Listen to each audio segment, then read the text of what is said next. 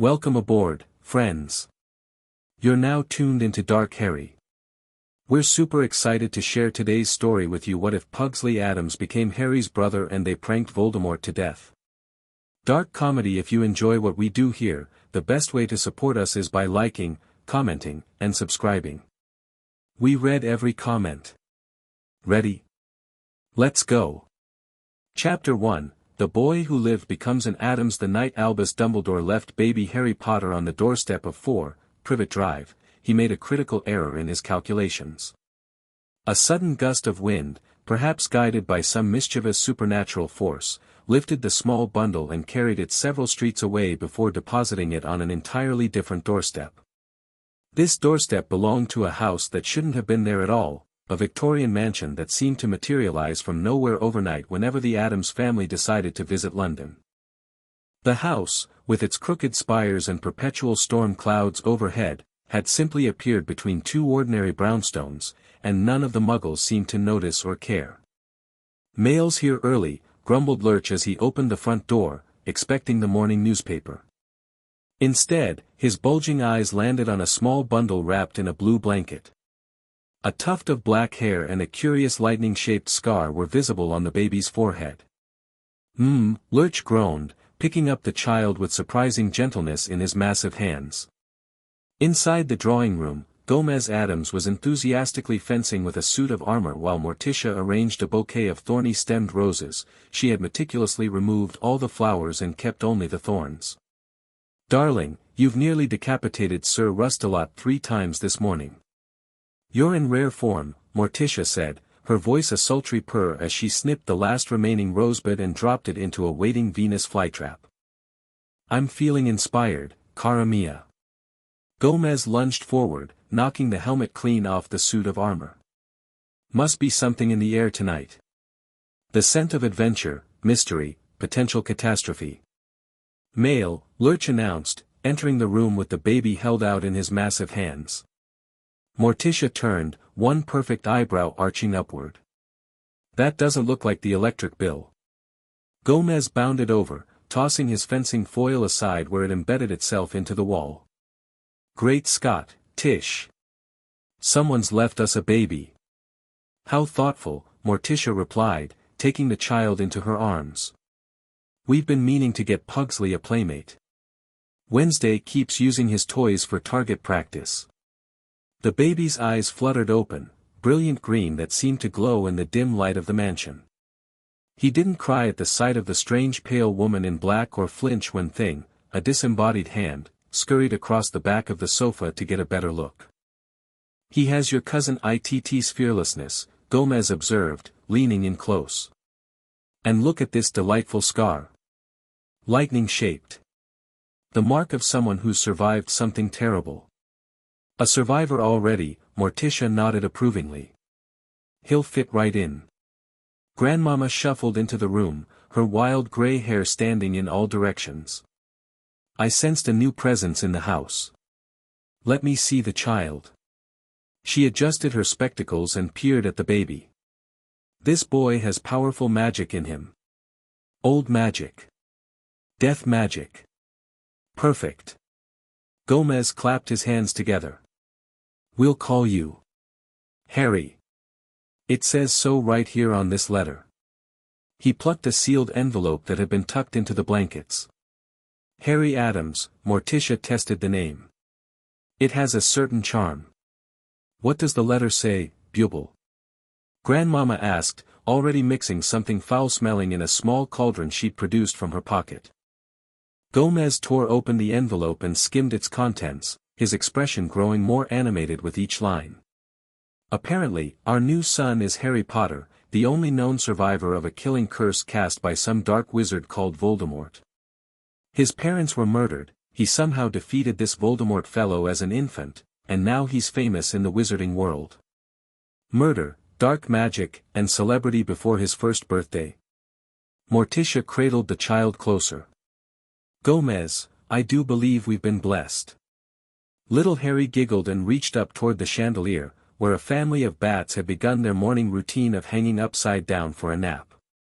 "He's already appreciating the decor," Gomez noted proudly. Lurch. Prepare the nursery. Add another crib next to Pugsley's. And perhaps a small rack, children need to stretch. 7 years passed in the Addams household, each day more peculiar than the last. Harry and Pugsley became inseparable brothers, bound not by blood but by a shared enthusiasm for chaos and destruction. "No fair," 8-year-old Pugsley shouted as Harry levitated himself just out of reach. "You always use magic when you're losing." Harry, hovering near the ceiling, stuck out his tongue. "You said no rules. Besides, you were gonna use those exploding marbles." Pugsley grinned, revealing the gap where his front teeth should have been. The tooth fairy in the Addams household left behind small torture devices rather than coins. "Yeah, I was." The boys were in the playroom, which more closely resembled a medieval dungeon than any normal child's play area. Rusty chains hung from the walls, a miniature guillotine sat in one corner, and various cages contained creatures that defied classification. "Boys!" Morticia called from downstairs. "Come down for lunch. Grandmama's made her special soup. Race you." Harry dropped from the ceiling, landing with the natural grace that often made Morticia suspect he might have some vampire ancestry they hadn't discovered yet. The boys thundered down the grand staircase, nearly colliding with Wednesday, who was 9 and had recently developed an interest in taxidermy. She carried a stuffed raven under her arm. "Watch where you're going," she said flatly. "I finally got Edgar stuffed perfectly, and if you ruin him, I'll have to use one of you as my next project." "Sorry, Wednesday," Harry said, skidding to a halt. He had quickly learned that of all the Addamses, Wednesday was the one you least wanted to cross. In the dining room, the family gathered around the long table. Fester was attaching electrical clips to his ears, preparing to jumpstart his brain before lunch. Grandmama stirred a cauldron that bubbled with a sickly green substance. "Ah, children." Gomez beamed, lowering the copy of the Daily Prophet he'd been reading. "Just in time. Harry, my boy, have I ever told you about your parents? Your birth parents, I mean." Harry climbed into his chair, a miniature electric chair that Fester had modified for him on his 6th birthday. "You said they were murdered by an evil wizard." "Indeed. Most tragic. Most glorious." Gomez twirled his mustache. "James and Lily Potter, fine wizarding stock. Your father was a prankster extraordinaire, according to our sources in the magical community. And your mother," Morticia added, ladling something with tentacles into Harry's bowl, "was brilliant at potions and charms. Intelligence and a flair for the unexpected, she would have made a fine Addams." Harry nodded, used to these casual discussions about his murdered parents. The Addamses never shied away from death, they celebrated it, discussed it openly, and treated Harry's unusual origin story as something to be proud of rather than hidden away. "The wizard who killed them," Harry asked, "what happened to him?" "Voldemort." Gomez chuckled. "They say you destroyed him, my boy. As a baby. Left nothing but a pile of robes and a wand. Though Grandmama has her theories." "Never trust a dark wizard who doesn't leave a proper corpse," Grandmama muttered, dropping what looked suspiciously like an eyeball into the soup. "Elementary mistake." Pugsley stabbed at something in his soup that appeared to be swimming. "So Harry's famous for killing someone? That's so cool." "Self-defense, Pugsley," Morticia corrected. "There's an important distinction. We Addamses only destroy those who deserve it." "Like solicitors," added Gomez. "And tax collectors," Uncle Fester chimed in, now fully charged and sparking slightly at the ears. "And anyone who says, it's just a phase, about Wednesday's hobbies," Morticia finished, giving her daughter an approving nod as Wednesday meticulously dissected whatever was in her soup bowl. Harry had grown used to being in Addams. He couldn't remember his life before this strange, macabre family had taken him in, and he couldn't imagine being anywhere else. Here, his occasional bursts of accidental magic weren't feared but celebrated. The time he'd turned his teacher's wig blue had resulted in Gomez throwing him a party. "I want to learn more magic," Harry announced. Real spells, not just accidental stuff. All in good time, my boy. Gomez said. When you turn 11, you'll get your letter from Hogwarts, just like your parents did. Until then. He produced a small box from his pocket. We've arranged some preliminary lessons with a rather unusual tutor. The box rattled ominously. Is it another cursed object? Harry asked hopefully. Even better. Gomez flipped open the lid. A tiny shrunken head blinked back at them, its features wizened but unmistakably alive. I am Professor Head Shrinker, it announced in a surprisingly booming voice. Former defense against the dark arts teacher at Durmstrang Institute, until an unfortunate incident with a transfiguration spell and a vindictive colleague. Professor Head Shrinker has agreed to tutor you in magical theory until you're old enough for a wand, Morticia explained. He's also quite knowledgeable about curses. The nasty ones, the shrunken head confirmed with a disturbing wink. Pugsley leaned forward, eyes wide with excitement. Can I learn too? Of course, dear, Morticia patted his hand. We wouldn't dream of leaving you out. Magic theory pairs wonderfully with your natural talent for explosives. This is gonna be great. Pugsley grinned at Harry. We'll be the best wizards ever. Harry nodded enthusiastically, but a thought occurred to him. What if I go to Hogwarts and Pugsley can't come? We'd be separated. A moment of unusual silence fell over the Addams table. The family exchanged glances. Nonsense. Gomez finally declared, slamming his fist on the table hard enough to make the cutlery jump. An Addams goes where he pleases. If Hogwarts doesn't send Pugsley a letter, we'll simply have to make other arrangements. I could shrink him and smuggle him in your trunk, Uncle Fester suggested. Or I could teach him enough magic to pass for a wizard, Grandmama offered. My brand of magic isn't quite what they teach at those fancy schools, but it gets the job done. We're Addamses, Morticia said with finality.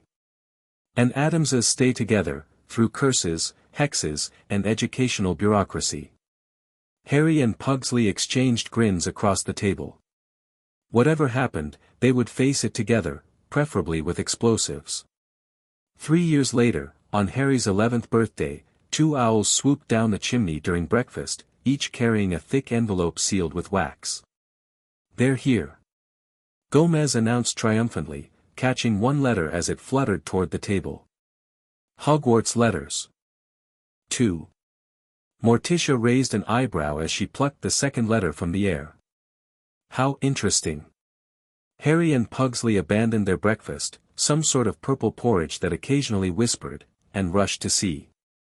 Sure enough, one letter was addressed to Mr. H. Potter Addams, the third-floor dungeon bedroom, Addams Mansion, London, and the other to Mr. P. Addams, the third-floor dungeon bedroom, Addams Mansion, London.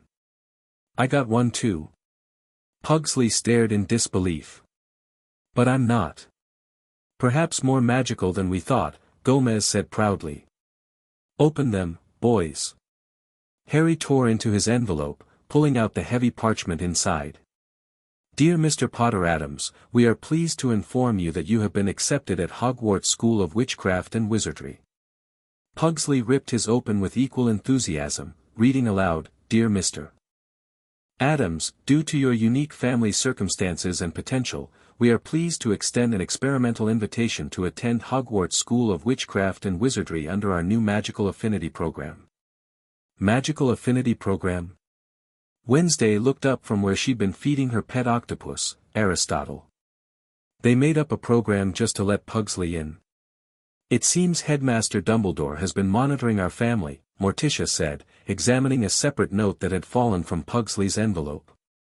He says that while Pugsley hasn't shown traditional magical ability, he's demonstrated remarkable affinity with magical environments and artifacts and unusual talent for chaos magic. My explosions! Pugsley exclaimed. Remember when I mixed Grandmama's boom powder with that weird stuff from Uncle Fester's cabinet, and it made the garage disappear for 3 days? Dumbledore calls it intuitive magical engineering, Morticia continued reading, a smile playing at her blood-red lips. He believes Pugsley may represent a rare category of wizard who channels magic through mechanical means rather than traditional spellcasting. That's my boy. Gomez clapped Pugsley on the shoulder. An Addams always finds his own path. Harry high-fived his brother. We're going to Hogwarts together. We're going to blow up Hogwarts together, Pugsley corrected with a wicked grin. Within reason, dear, Morticia cautioned. Try to leave the main structures intact. Architectural heritage is important. The following week found the entire Addams family in Diagon Alley, drawing stares from everyone they passed. Morticia glided along in her floor-length black gown, Gomez strutting beside her in a pinstriped suit with a sword cane, Wednesday trailing behind with her headless doll, and Uncle Fester randomly licking coins to test if they were real gold. First stop, Ollivanders. Gomez announced, pointing his cane toward the narrow wand shop. Every wizard needs a proper wand. Inside the dusty shop, Mr. Ollivander emerged from between the shelves, his silver eyes widening at the sight of the Addams clan. Ah, Mr. Potter. I've been expecting you. Potter Addams, Harry corrected politely. And this is my brother, Pugsley. Ollivander's gaze shifted to Pugsley, who was attempting to peek inside a small box of what appeared to be explosive wand cores. 2 for wands today, then, the wand maker asked, looking slightly unsettled. Yes, though I'm part of the Magical Affinity program, Pugsley said importantly. I do chaos magic. I see. Ollivander didn't seem to see at all, but professional curiosity overtook his confusion. Let's start with Mr. Potter Addams, shall we? Try this one, Holly and Phoenix Feather, 11 inches. The moment Harry touched the wand, golden sparks shot from the end, illuminating the shop in a warm glow. Curious, Ollivander murmured. Very curious. What's curious?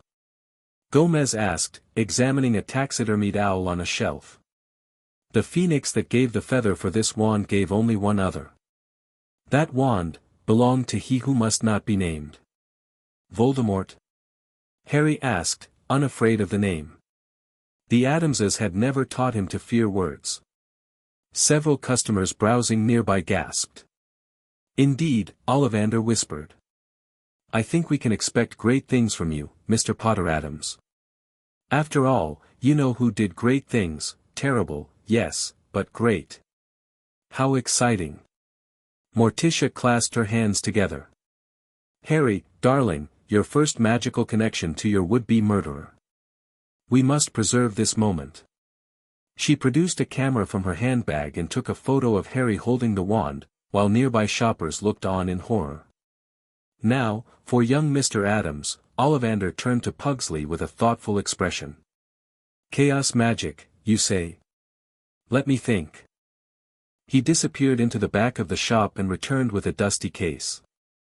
This is experimental. Blackthorn and dragon heartstring, with a core of unstable magical residue from a laboratory explosion. 9 1/4 inches. Highly volatile. Pugsley's eyes lit up at the word volatile. He grabbed the wand eagerly. The shop immediately plunged into darkness. Small explosions like firecrackers popped around the ceiling, and the floor beneath them trembled.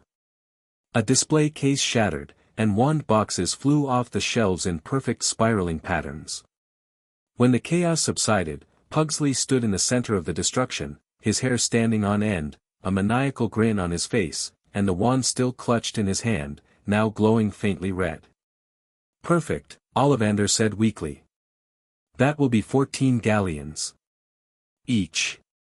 The boy's a natural. Gomez proclaimed proudly, slapping down a handful of gold coins. Just like his Uncle Fester at that age, he made the neighbor's shed spontaneously combust with just a magnifying glass and some unusual thoughts. Their next stop was Flourish and Blots for schoolbooks, where Morticia added, Creative Curses for the Modern Witch and 101 Poisonous Plants and Their Domestic Uses to the required reading list. Educational supplements, she explained to the nervous cashier. At Madame Malkin's robes for all occasions, the seamstress nearly fainted when Wednesday asked if the school robes came in a more funereal black.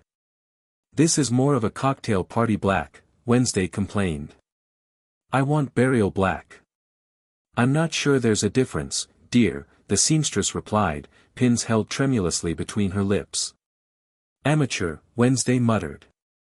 While being fitted for his robes, Harry stood next to a pale, blonde boy with a pointed face. "Hogwarts too?" the boy drawled. "Yes," Harry replied. "My brother and I are both starting this year." "Your brother?" The boy looked confused. "Are you twins?" "Adopted," Harry explained. "I'm Harry Potter Addams." The boy's eyes widened. "Potter? As in Harry Potter? You're the one who defeated the Dark Lord?" Before Harry could answer, Pugsley bounded over, a small smoke bomb clutched in his hand. "Harry! Look what Dad bought me at the joke shop. It makes anyone caught in the smoke temporarily speak in limericks." He noticed the blonde boy. "Who's this?" "I'm Draco Malfoy," the boy said stiffly, eyeing Pugsley's smoke bomb with suspicion. "I'm Pugsley Addams. Want to see something cool?" Without waiting for an answer, Pugsley flicked a match, which he always carried, and lit a small fuse protruding from his sleeve. "Pugsley, not in the," Harry started. Too late. A series of tiny explosions raced up Pugsley's arm, each one releasing a puff of multicolored smoke that formed elaborate skull shapes before dissipating. "My father designed this," Pugsley said proudly as the last skull evaporated. "He calls it the Sleeve of Surprises." Draco looked both horrified and impressed. "My father says the Addams family practices some of the darkest magic in Europe." "Oh no, that's just Grandmama," Harry corrected. "The rest of us are just enthusiasts." By the time they left Diagon Alley, the boys had all their school supplies plus a considerable number of unauthorized additions, a collection of questionable ingredients from the apothecary. Grandmama had charmed the shopkeeper, several books from Nocturne Alley, Gomez had wandered down there by accident, and a pair of enchanted handcuffs that Pugsley had found in a dusty corner of the second-hand shop. "I'd call this a successful expedition," Gomez declared as they made their way back through the leaky cauldron, the entire pub falling silent as the Addams family passed through. "Boys, you're properly equipped for your magical education. And remember," Morticia added, "if anyone gives you trouble, your great-aunt Enid is buried on the Hogwarts grounds. Her ghost is quite protective of family." "We never do anything halfway," Uncle Fester said, accidentally setting his coat on fire with a wayward match. "That's the Addams way." September 1st arrived with appropriate gloom. Storm clouds gathered over London as the Addams family made their way to King's Cross Station in their unusual car, a monstrous black vehicle that resembled a hearse crossed with a Victorian carriage. "Platform 9 3/4, Gomez read from the ticket. "Splendid. Hidden in plain sight. Just like Cousin Balthazar when he's hiding from the tax authorities," Uncle Fester agreed. Finding the platform proved simple enough. Wednesday spotted a family of redheads disappearing through the barrier and pointed it out with her usual deadpan delivery. "They're either wizards or they've discovered a fascinating way to commit suicide." Harry and Pugsley pushed their trolleys toward the barrier, each cage containing a different pet. Harry had chosen a snowy owl he named Morticia, much to his adoptive mother's delight, while Pugsley had somehow acquired a fire salamander that kept setting its bedding ablaze. "Remember, boys," Morticia said, straightening Harry's collar, "write to us every week. Tell us all about the dangerous creatures, forbidden spells, and near-death experiences. And if anyone picks on you," Uncle Fester added, "I've packed some special surprises in the false bottom of your trunks." "Probably illegal," Wednesday noted. "Definitely illegal," Uncle Fester confirmed cheerfully. Gomez pulled both boys into a tight embrace. "Make us proud, sons. Uphold the Addams name. Create chaos, embrace danger, and above all, enjoy yourselves." With final hugs and promises to send detailed accounts of any explosions or mysterious disappearances, Harry and Pugsley ran through the barrier onto platform 9 3/4. The Hogwarts Express waited in a cloud of steam, its scarlet engine gleaming. Students swarmed around, saying goodbye to parents, finding compartments, and reuniting with friends. "Whoa," Pugsley breathed, staring at the train.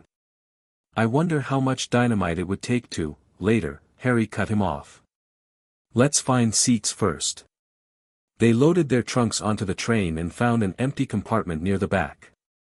Barely settled, they were joined by a tall, gangly boy with red hair. "Mind if I sit here? Everywhere else is full." "Sure," Harry moved his owl cage to make room. "I'm Ron Weasley," the boy said, sitting down opposite them. "Harry Potter Addams," Harry replied. "And this is my brother, Pugsley Addams." Ron's eyes widened. "You're Harry Potter? Do you have the, you know?" He gestured to his forehead. Harry lifted his bangs to reveal the lightning-shaped scar. "Wicked," Ron breathed. "And your brothers? But you don't look alike." "I'm adopted," Harry explained. "The Addams family took me in after Voldemort killed my parents." Ron flinched at the name. "You said you know whose name?" "Fear of a name increases fear of the thing itself," Harry quoted Morticia, who had strong opinions about proper phobia cultivation. "Besides," Pugsley added, pulling something that looked suspiciously like a stick of dynamite from his pocket, "we're going to prank him to death if he ever comes back." Ron laughed, then realized Pugsley wasn't joking. "You can't prank you-know-who." "Watch us," the brothers said in unison. Before Ron could respond, the compartment door slid open again, revealing a girl with bushy brown hair and large front teeth. "Has anyone seen a toad?" "A boy named Neville's lost one." "No toads here," Harry said. "Just an owl and a fire salamander." The girl's eyes widened at the salamander, which chose that moment to belch a small flame. "Is that allowed?" The letter said owl, cat, or toad. "Special dispensation," Pugsley said importantly. "I'm part of the Magical Affinity program. I'm practically faculty." The girl looked skeptical. "I've read all our course books and there's no mention of any Magical Affinity program." "It's new," Pugsley said vaguely. "Very exclusive." "I'm Hermione Granger," the girl said, deciding to move on. Her eyes landed on Harry. "And you are?" "Harry Potter Addams," Harry said. "This is my brother Pugsley and our new friend Ron." Hermione gasped. "Harry Potter? I've read all about you. You're in modern magical history, the rise and fall of the dark arts, and great wizarding events of the 20th century." "Am I?" Harry looked surprised. "Are there pictures? Mom and Dad would love copies for the family album." "Your parents are alive?" Hermione looked confused. "My adoptive parents," Harry clarified. "Morticia and Gomez Addams." Hermione's expression shifted to one of dawning recognition. "Addams? Not the Addams family? The ones who caused that incident with the exploding fountain at the International Confederation of Wizards meeting?" "That was Uncle Fester," Pugsley said proudly. "He was demonstrating his new water-to-nitroglycerin charm. It was banned in 17 countries the next day," Harry added. "We have the official censure letter framed in our living room." Hermione looked torn between horror and fascination. "I should keep looking for that toad. But I might come back later. To make sure you're not breaking any more rules," she added hastily before disappearing. "Mental, that one," Ron muttered. "I like her," Pugsley decided. "She has the same look Wednesday gets when she's planning something particularly nasty." As the train journey continued, the boys shared stories, Ron about his large family, Harry and Pugsley about growing up in the Addams mansion. Ron grew increasingly pale as they described their childhood games. "You actually played Is It Poisonous, with real potions?" he asked weakly. "Only on Tuesdays," Pugsley said. "Mondays were for guillotine roulette." When the trolley came by, Harry bought some of everything, eager to try wizarding sweets. Pugsley immediately began experimenting, seeing how many fizzing whizbees he could stuff into a cauldron cake before it exploded. The answer was 7. As they approached Hogwarts, changing into their robes, Pugsley had somehow convinced Wednesday to sew extra pockets into his storage. An announcement informed them they would be arriving shortly. "This is it," Harry said, suddenly feeling nervous. Despite his unusual upbringing, he wondered if he would fit in at Hogwarts, if being the boy who lived would make things difficult. Pugsley seemed to sense his brother's anxiety. "Remember what Dad says, an Addams fears nothing except tax collectors and normal people." "And we're definitely not normal," Harry grinned. "Not even close," Pugsley agreed, producing yet another small explosive from one of his many pockets. "Now, who wants to see what happens when you feed a chocolate frog a pepper imp?" The Great Hall of Hogwarts was magnificent, floating candles, an enchanted ceiling showing the night sky, for long house tables filled with students, and the staff table at the front.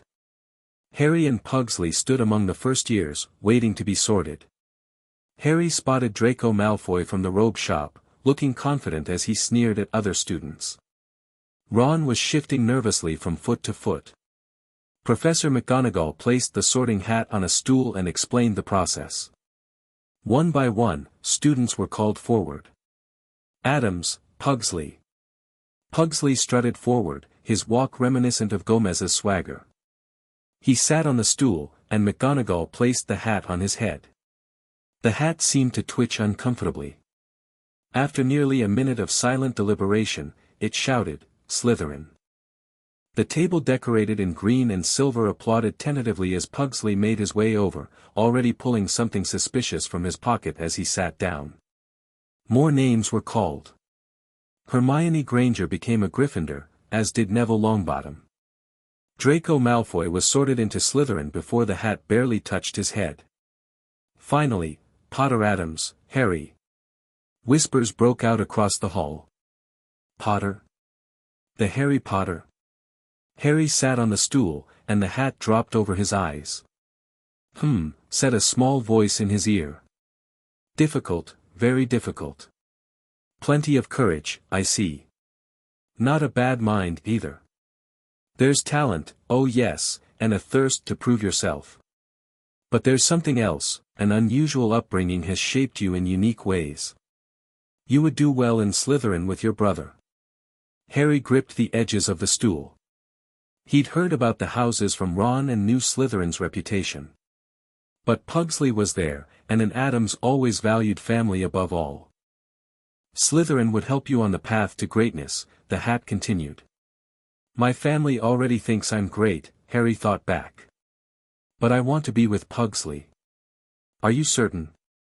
You have qualities all the houses would value." "My brother and I stay together," Harry thought firmly. "That's the Addams way." "Well, if you're sure." "Slytherin," the hat shouted to the hall. A shocked silence fell before the Slytherin table erupted in surprised applause. Harry made his way over and sat beside Pugsley, who gave him a high five. "The Addams brothers take Slytherin." Pugsley crowed. "This is gonna be awesome." At the staff table, Dumbledore looked thoughtful, while a hook-nosed professor with greasy black hair, Snape, Harry would later learn, stared at him with an unreadable expression. After Ron was sorted into Gryffindor, looking slightly disappointed to be separated from his new friends, Dumbledore rose to give a brief welcome speech, ending with some nonsense words and a warning about the forbidden third-floor corridor. "Forbidden, eh?" Pugsley whispered. "We have to check that out." "First week," Harry agreed. The Addams brothers had never met a forbidden area they didn't immediately plan to explore. As the feast appeared on the tables, the Slytherins around them seemed unsure how to react to Harry Potter's presence in their house, especially with his strange adopted brother in tow. "So, Potter," Draco Malfoy said from across the table, "you're really an Addams now?" "Potter Addams," Harry corrected. "And yes, since I was a baby. My father says the Addams family practices magic so dark even some Death Eaters won't touch it," Draco said, sounding both impressed and wary. "That's just the family curse," Pugsley said casually, piling his plate with anything that looked potentially hazardous to consume. "And Grandmama's cooking. And Uncle Fester's experiments. And the thing in the swamp. And, we keep it in the family," Harry cut him off, noticing the increasingly alarmed expressions of their housemates. A ghost covered in silver bloodstains drifted over, the Bloody Baron. "New Slytherins, welcome." "Hello." Pugsley greeted him cheerfully. "You look like our great-aunt Lavinia after the threshing machine incident." The Baron actually seemed pleased by this comparison. "You must be the Addams boy. Your family's reputation precedes you." "Boys," Harry corrected. "I'm an Addams too." "Potter Addams," the ghost mused. "Curious combination. Your birth family were all Gryffindors, you know." "History takes unexpected turns," Harry shrugged. "Like when great-uncle Vlad tried to turn left at Transylvania and ended up founding that vampire colony in Peru instead." By the time dessert appeared, most of the Slytherin first-years had shifted slightly away from the Addams brothers, except for a large boy named Crabbe who seemed fascinated by Pugsley's detailed explanation of how to create miniature explosives using only pudding and the right incantation. After the feast, the prefects led them down to the Slytherin dormitories in the dungeons. The common room was a long, low underground room with greenish lamps and carved chairs. The windows looked out into the depths of the Hogwarts lake. "It's like home," Pugsley sighed happily, staring at the dungeon-like surroundings. "Just needs more chains on the walls." "That can be arranged," Harry whispered back. Their fellow Slytherins gave them a wide berth as they chose beds in the first-year boys' dormitory. Harry took one by a window, watching dark shapes move past in the lake water. As they unpacked, Pugsley pulled out a small portrait from his trunk. "Mom and Dad sent this with me. It's Great Aunt Enid." The portrait showed a severe-looking witch with a perpetual scowl. "So these are my great-nephews," she said, her painted eyes narrowing. "Addams' blood runs in your veins, boy?" she asked Pugsley. "Every drop." Pugsley confirmed. "And you," she turned to Harry, "adopted into the family. Let me look at you." Harry stepped closer to the portrait. "Itchem. You've got the look about you. Death has touched you. That's good. Keep my portrait in your dormitory, boys. I'll keep an eye on you, and if anyone gives you trouble." She made a slashing motion across her throat. "Thanks, Aunt Enid," the boys said in unison.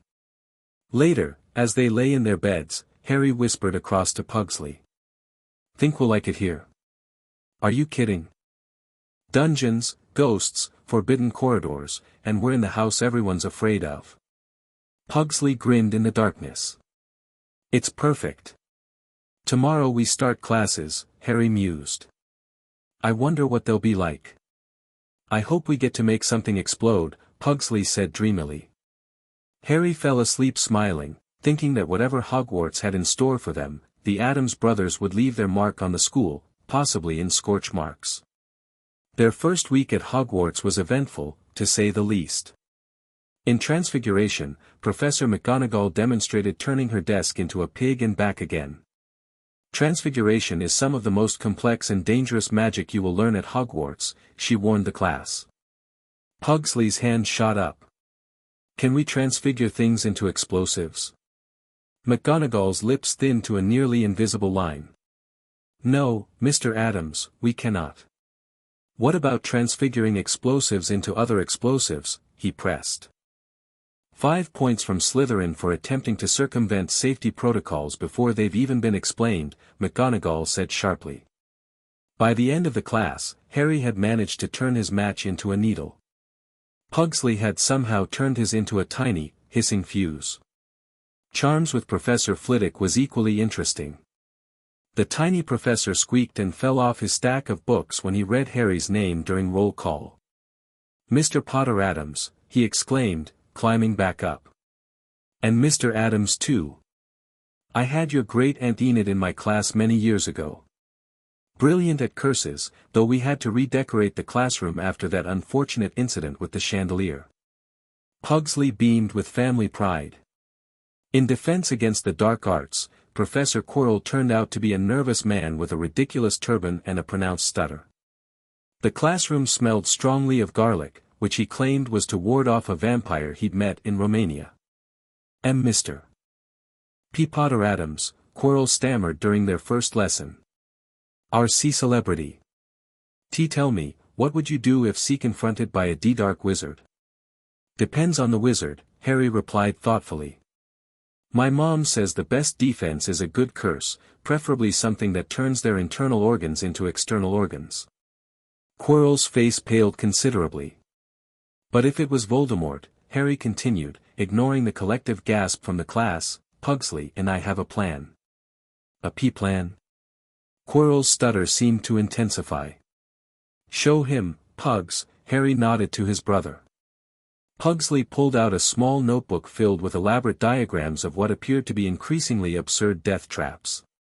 This is our favorite, he said, flipping to a page that showed a complicated series of pulleys, trip wires, and what looked suspiciously like a wood chipper. We call it, the Voldemort Welcome Party.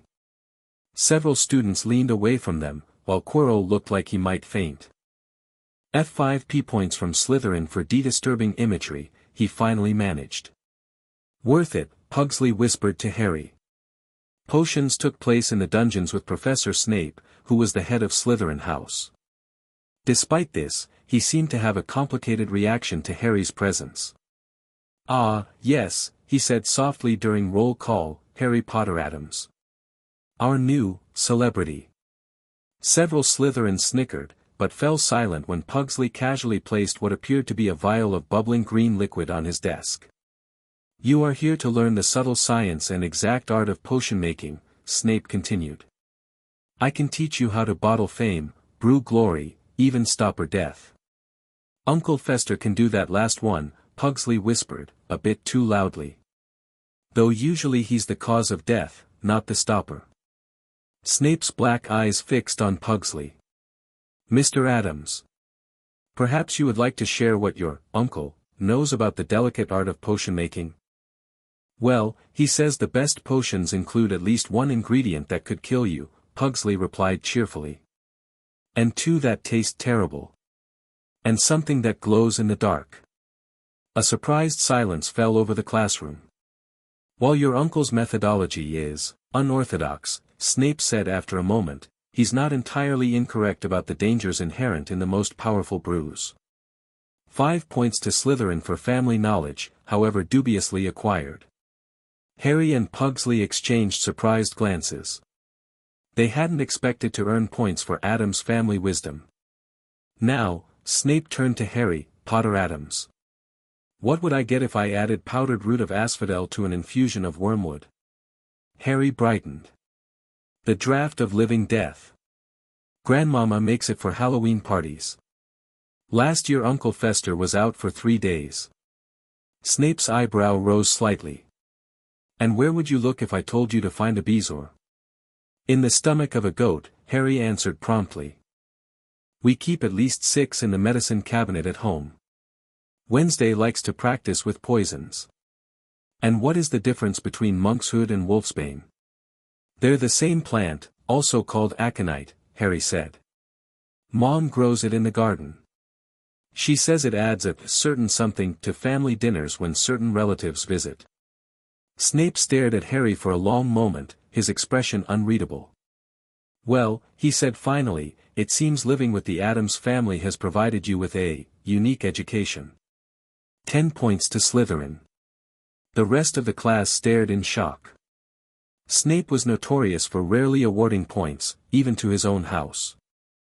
As they left the dungeon classroom after brewing a simple potion for curing boils, Pugsley had somehow managed to make his glow purple and emit small sparks. Harry caught Snape looking at him with a strange expression, something between suspicion, curiosity, and reluctant respect. I think he likes us, Pugsley whispered. I'm not sure like is the right word, Harry replied. But at least he appreciates the Addams approach to potentially lethal substances. By Friday morning, Harry and Pugsley had earned Slytherin 15 points through their unusual knowledge and lost 23 through Pugsley's persistent attempts to incorporate explosives into every lesson. At breakfast, the mail arrived, hundreds of owls streaming into the great hall.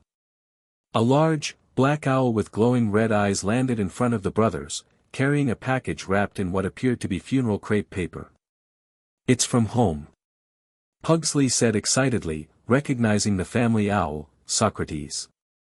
Harry untied the package while Pugsley fed the owl some bacon. Inside was a letter and several smaller packages labeled with warnings like "Open only in case of mortal peril," and "Contains venomous surprise." The letter, written in Morticia's elegant hand on black parchment with silver ink, read, "Dearest Harry and Pugsley, we are thrilled to hear you're both settling in at Hogwarts.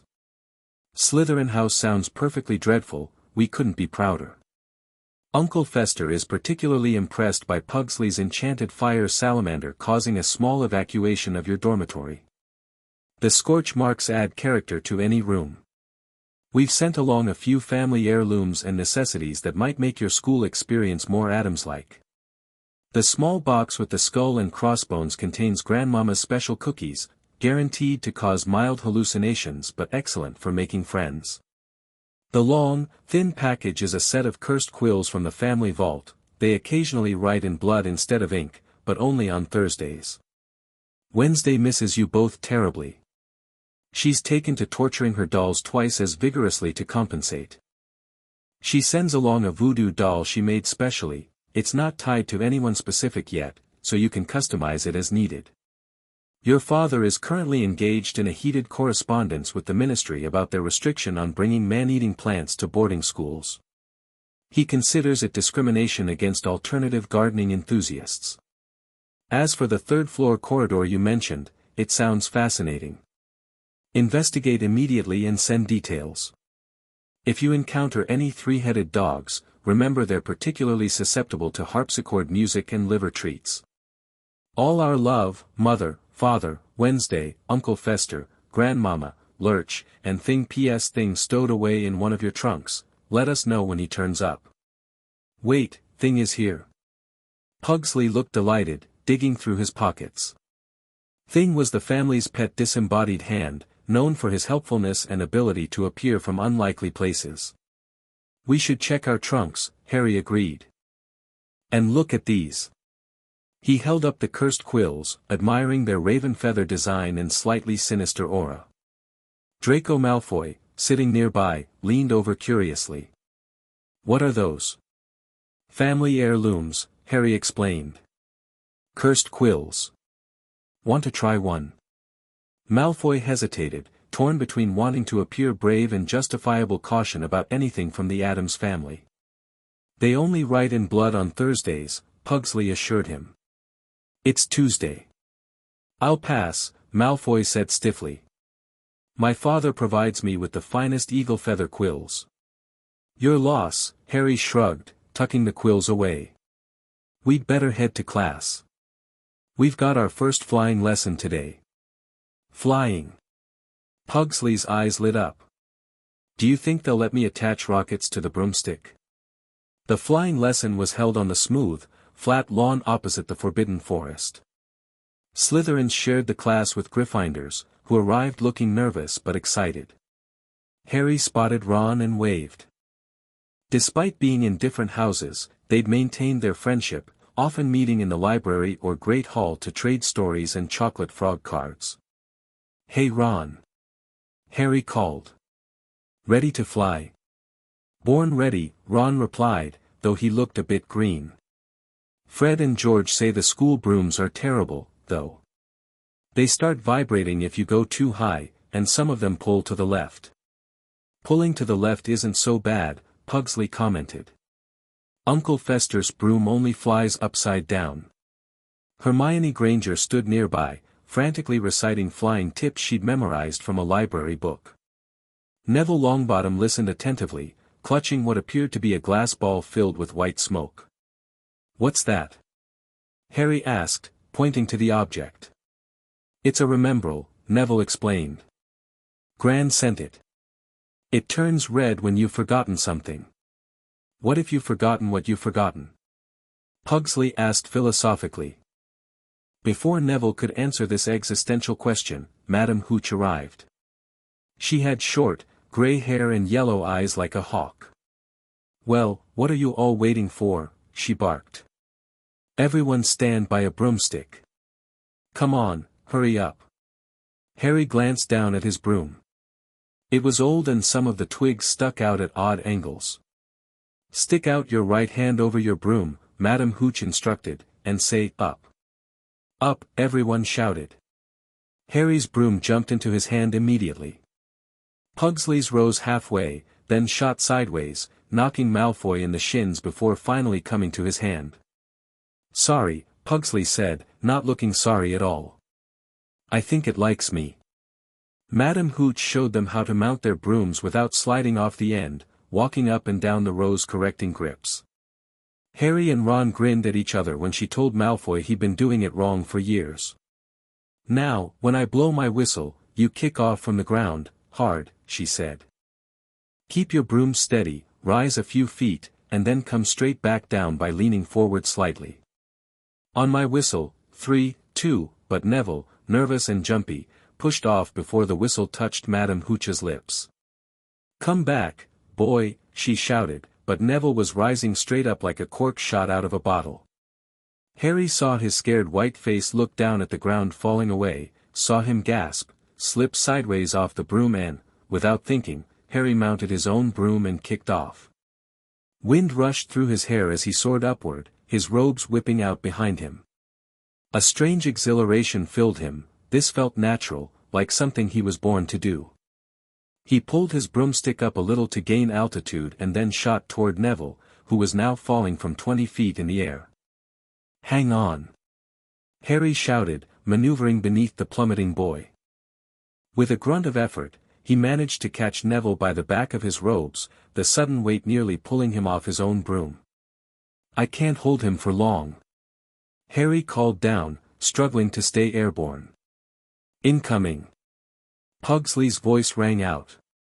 Harry looked over to see his brother had mounted his own broom and was flying toward them, a determined expression on his face. "What are you doing?" Harry called.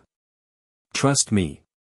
Pugsley shouted back, reaching into his pocket and pulling out what looked like a small pellet. "Neville! Catch!" He threw the pellet at Neville, who instinctively caught it. Immediately, the pellet expanded into what appeared to be a massive, inflatable cushion attached to Neville's body. "Let him go, Harry," Pugsley instructed. Harry released his grip on Neville's robes, and the boy dropped, but slowly, like a beach ball, the inflatable cushion acting as a makeshift parachute. He bounced when he hit the ground, rolled a few times, and came to a stop looking dazed but uninjured. The entire class burst into applause as Harry and Pugsley landed beside Neville. Even the Slytherins seemed impressed by the quick thinking. "Where did you get that?" Harry asked his brother, gesturing to the now deflating cushion. "Uncle Fester's care package," Pugsley replied with a wink. "Emergency inflation pellet. For when you're falling from heights or need a quick disguise as a sumo wrestler." Madame Hooch rushed over, her face pale. "Mr. Longbottom. Are you all right?" "I think so," Neville said shakily, standing up. "Thanks to them." He nodded at Harry and Pugsley. "Potter Addams." "Addams." Madame Hooch turned to the brothers. "That was either the most reckless or most brilliant flying I've seen from first years. 20 points to Slytherin for saving a fellow student. But they broke the rules."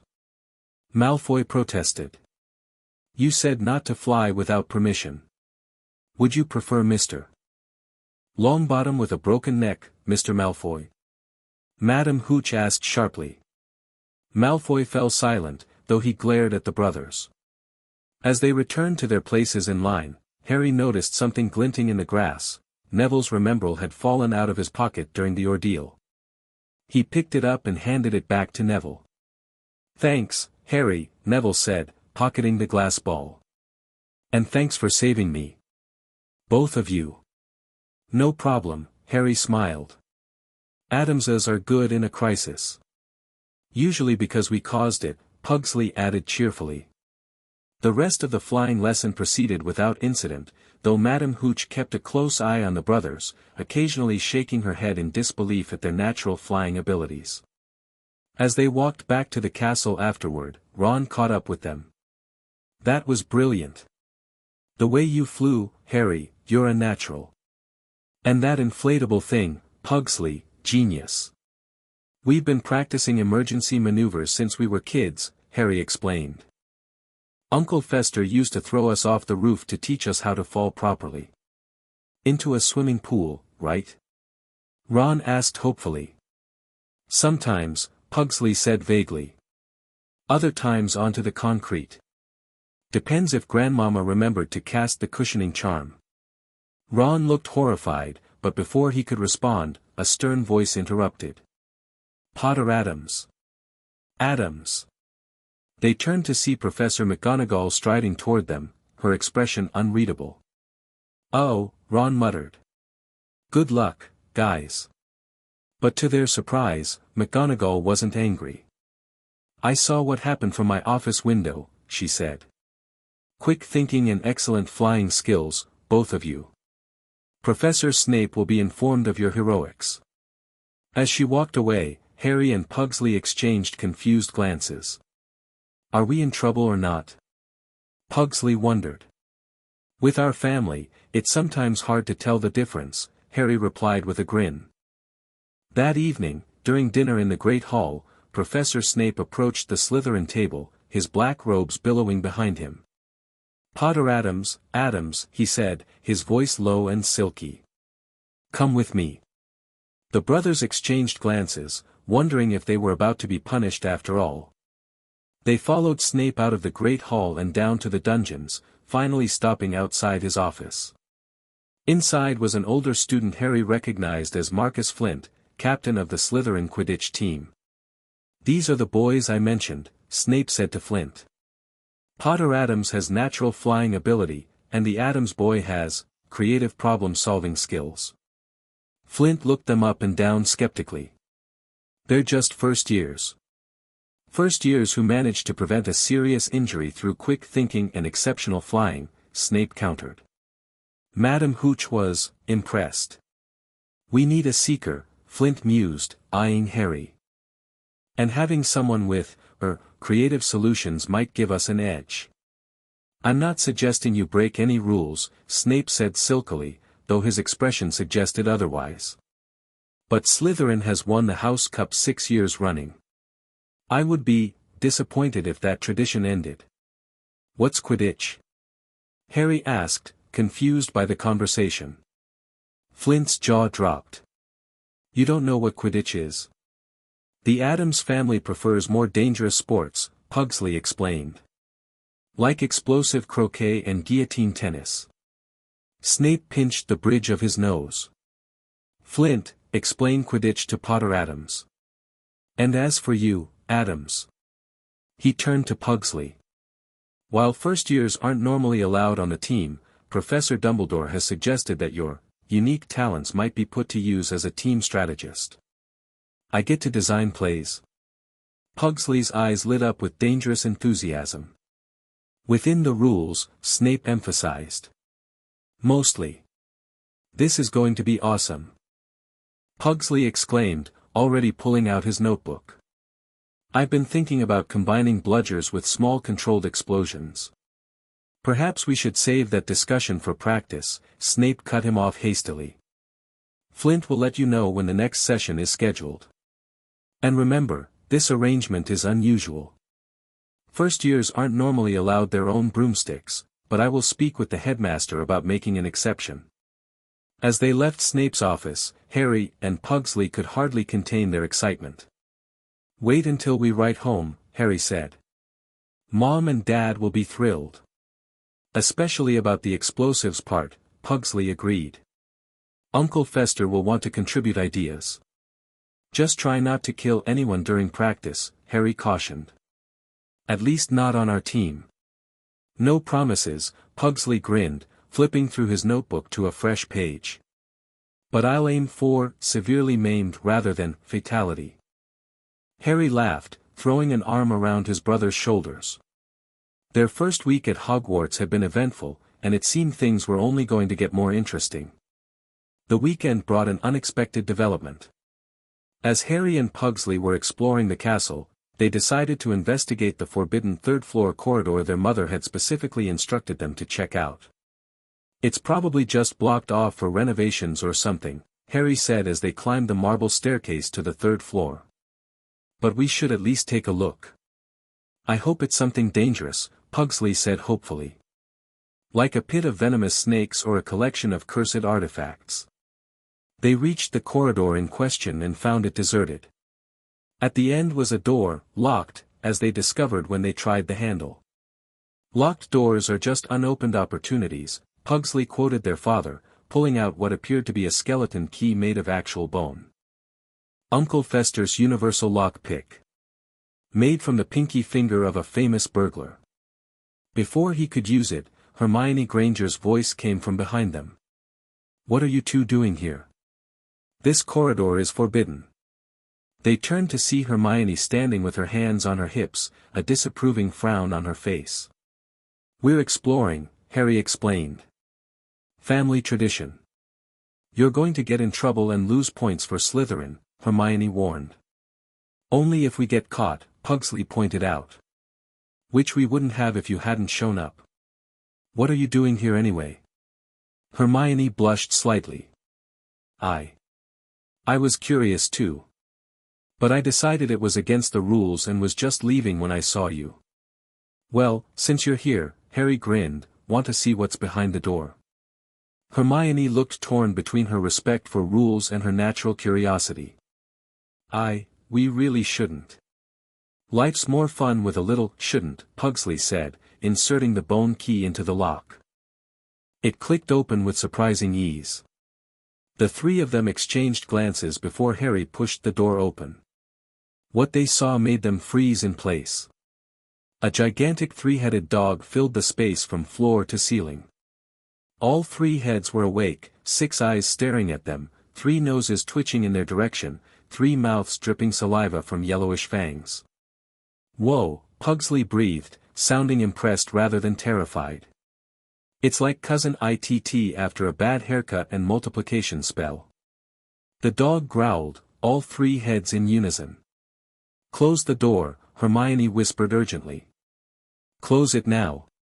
But Harry had noticed something beneath the dog's massive paws, a trapdoor. "It's guarding something," he said, pointing. The middle head lunged forward, snapping at them. Pugsley slammed the door shut, and they heard the click as it locked itself. That was a Cerberus. Hermione gasped, her face pale. "A 3-headed dog. What's it doing in a school?" "Mom said it would be here," Harry said thoughtfully. "She even mentioned it likes harpsichord music." "Your mother knew?" Hermione looked shocked. "The Addams family has a certain affinity for dangerous creatures," Pugsley explained. "Great-Uncle Cerberus was named after those dogs. He had 3 heads too, after that unfortunate accident with the cloning potion." Hermione stared at them, unable to tell if Pugsley was joking. "It's guarding something," she finally said. "Did you see the trapdoor?" Harry nodded. "The question is, what's under it?" "Something valuable," Pugsley suggested. "Or dangerous. Or both."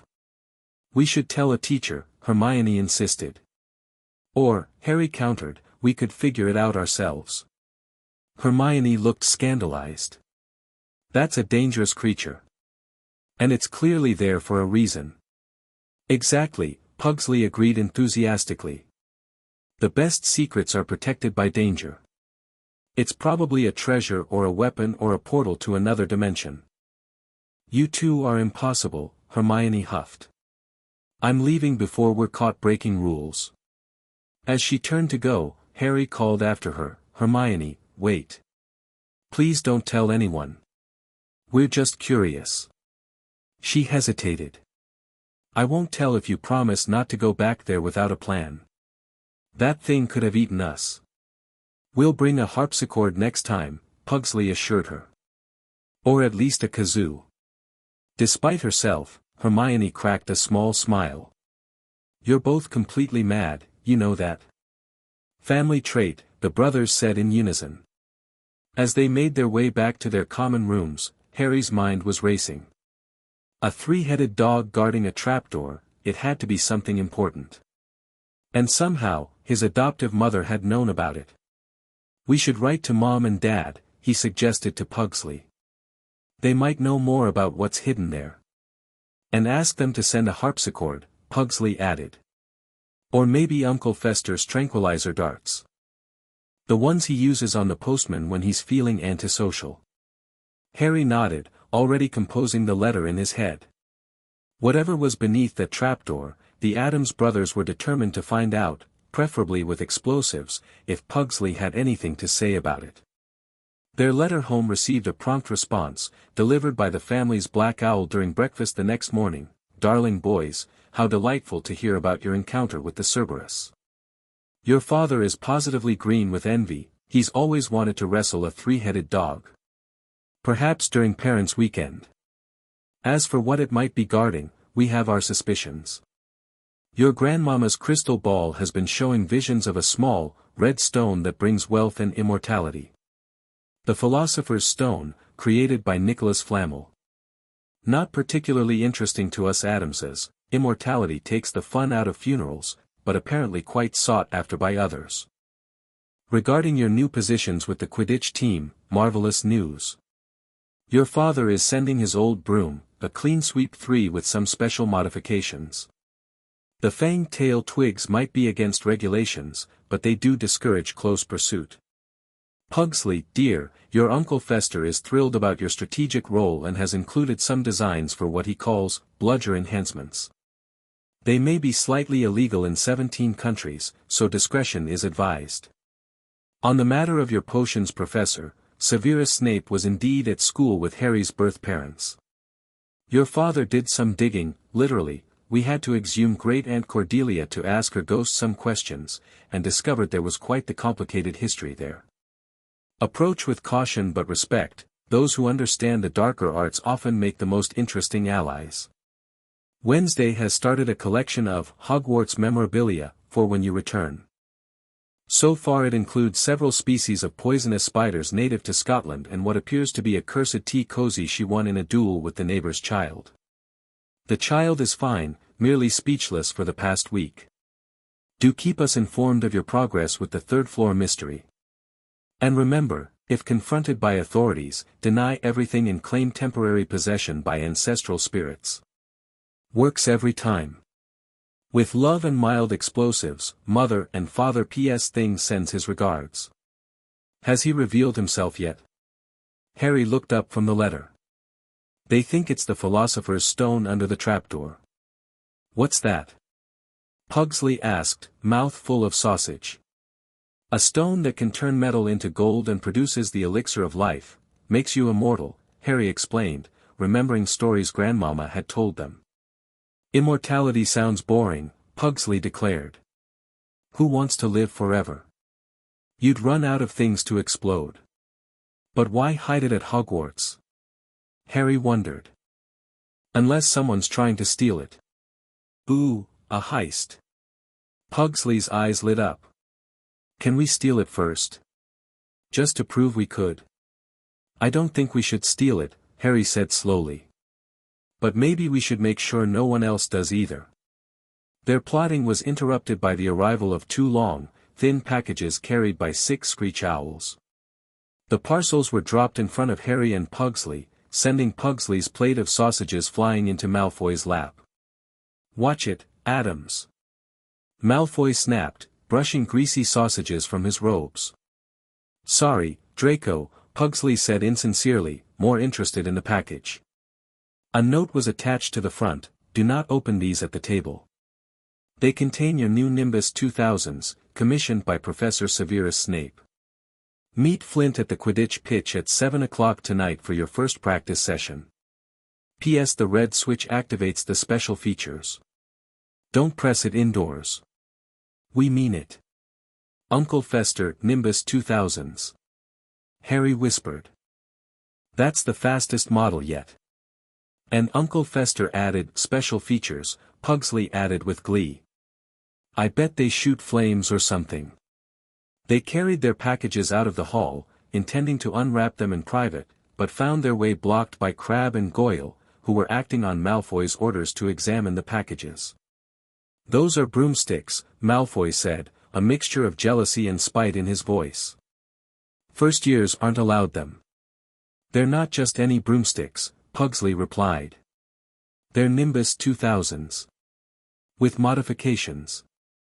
He said the last part with such ominous emphasis that Crabbe and Goyle took an instinctive step backward. What kind of modifications? Malfoy asked, curiosity temporarily overriding his animosity. The kind that might accidentally remove fingers if handled improperly, Harry said with an Addams-worthy smile. Want to help us unwrap them? Malfoy's face paled. I'll pass. As they headed down to the dungeons with their mysterious packages, Harry couldn't help feeling that their first adventure at Hogwarts was just beginning.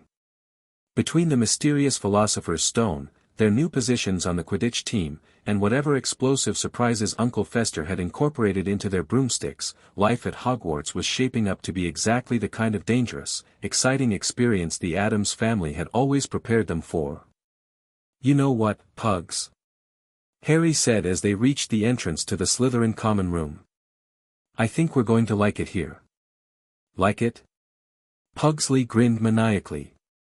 We're going to make it legendary. Or destroy it trying. Preferably both, Harry agreed, and together they spoke the password, morbid curiosity, and entered to unwrap their potentially lethal gifts from home. Chapter 2, Pranks and Dark Marks. The Nimbus 2000s were glorious, sleek, polished, and positively humming with potential energy. Harry ran his fingers along the smooth handle of his broomstick, admiring the gold lettering. Pugsley, meanwhile, was examining a small red button near the base of his broom with dangerous fascination. Do you think this is the special feature Uncle Fester mentioned? He asked, finger hovering dangerously close. Probably, Harry said. But he specifically said not to press it indoors. Yeah, but, remember what happened when you ignored his warning about the mild explosive Christmas crackers? Pugsley's face lit up with fond remembrance. We had to rebuild the East Wing. Good times. Let's save it for Quidditch practice, Harry suggested. We've got enough to figure out with the Philosopher's Stone situation anyway. They'd spent the past week researching Nicholas Flamel in the library, occasionally joined by Hermione, who'd reluctantly agreed to help after they promised to share whatever they discovered. Despite her initial reservations about the Addams brothers, her curiosity had gotten the better of her. I found him, she announced, slapping an enormous book onto the library table that evening. Nicholas Flamel is the only known maker of the Philosopher's Stone. I knew I'd read the name somewhere. We know, Harry said. Our mom told us in her letter. Hermione looked deflated. I spent 3 days searching. But you found it independently, Pugsley pointed out. That's impressive. We just cheated by asking our family of dark magic enthusiasts. She brightened slightly. Well, did they tell you that the stone transforms any metal into pure gold and produces the elixir of life, which makes the drinker immortal? Yep, Harry nodded. And that Flamel recently celebrated his 665th birthday. Mom said immortality takes the fun out of funerals, Pugsley added helpfully. Hermione stared at them. Your family is deeply disturbing. Thanks.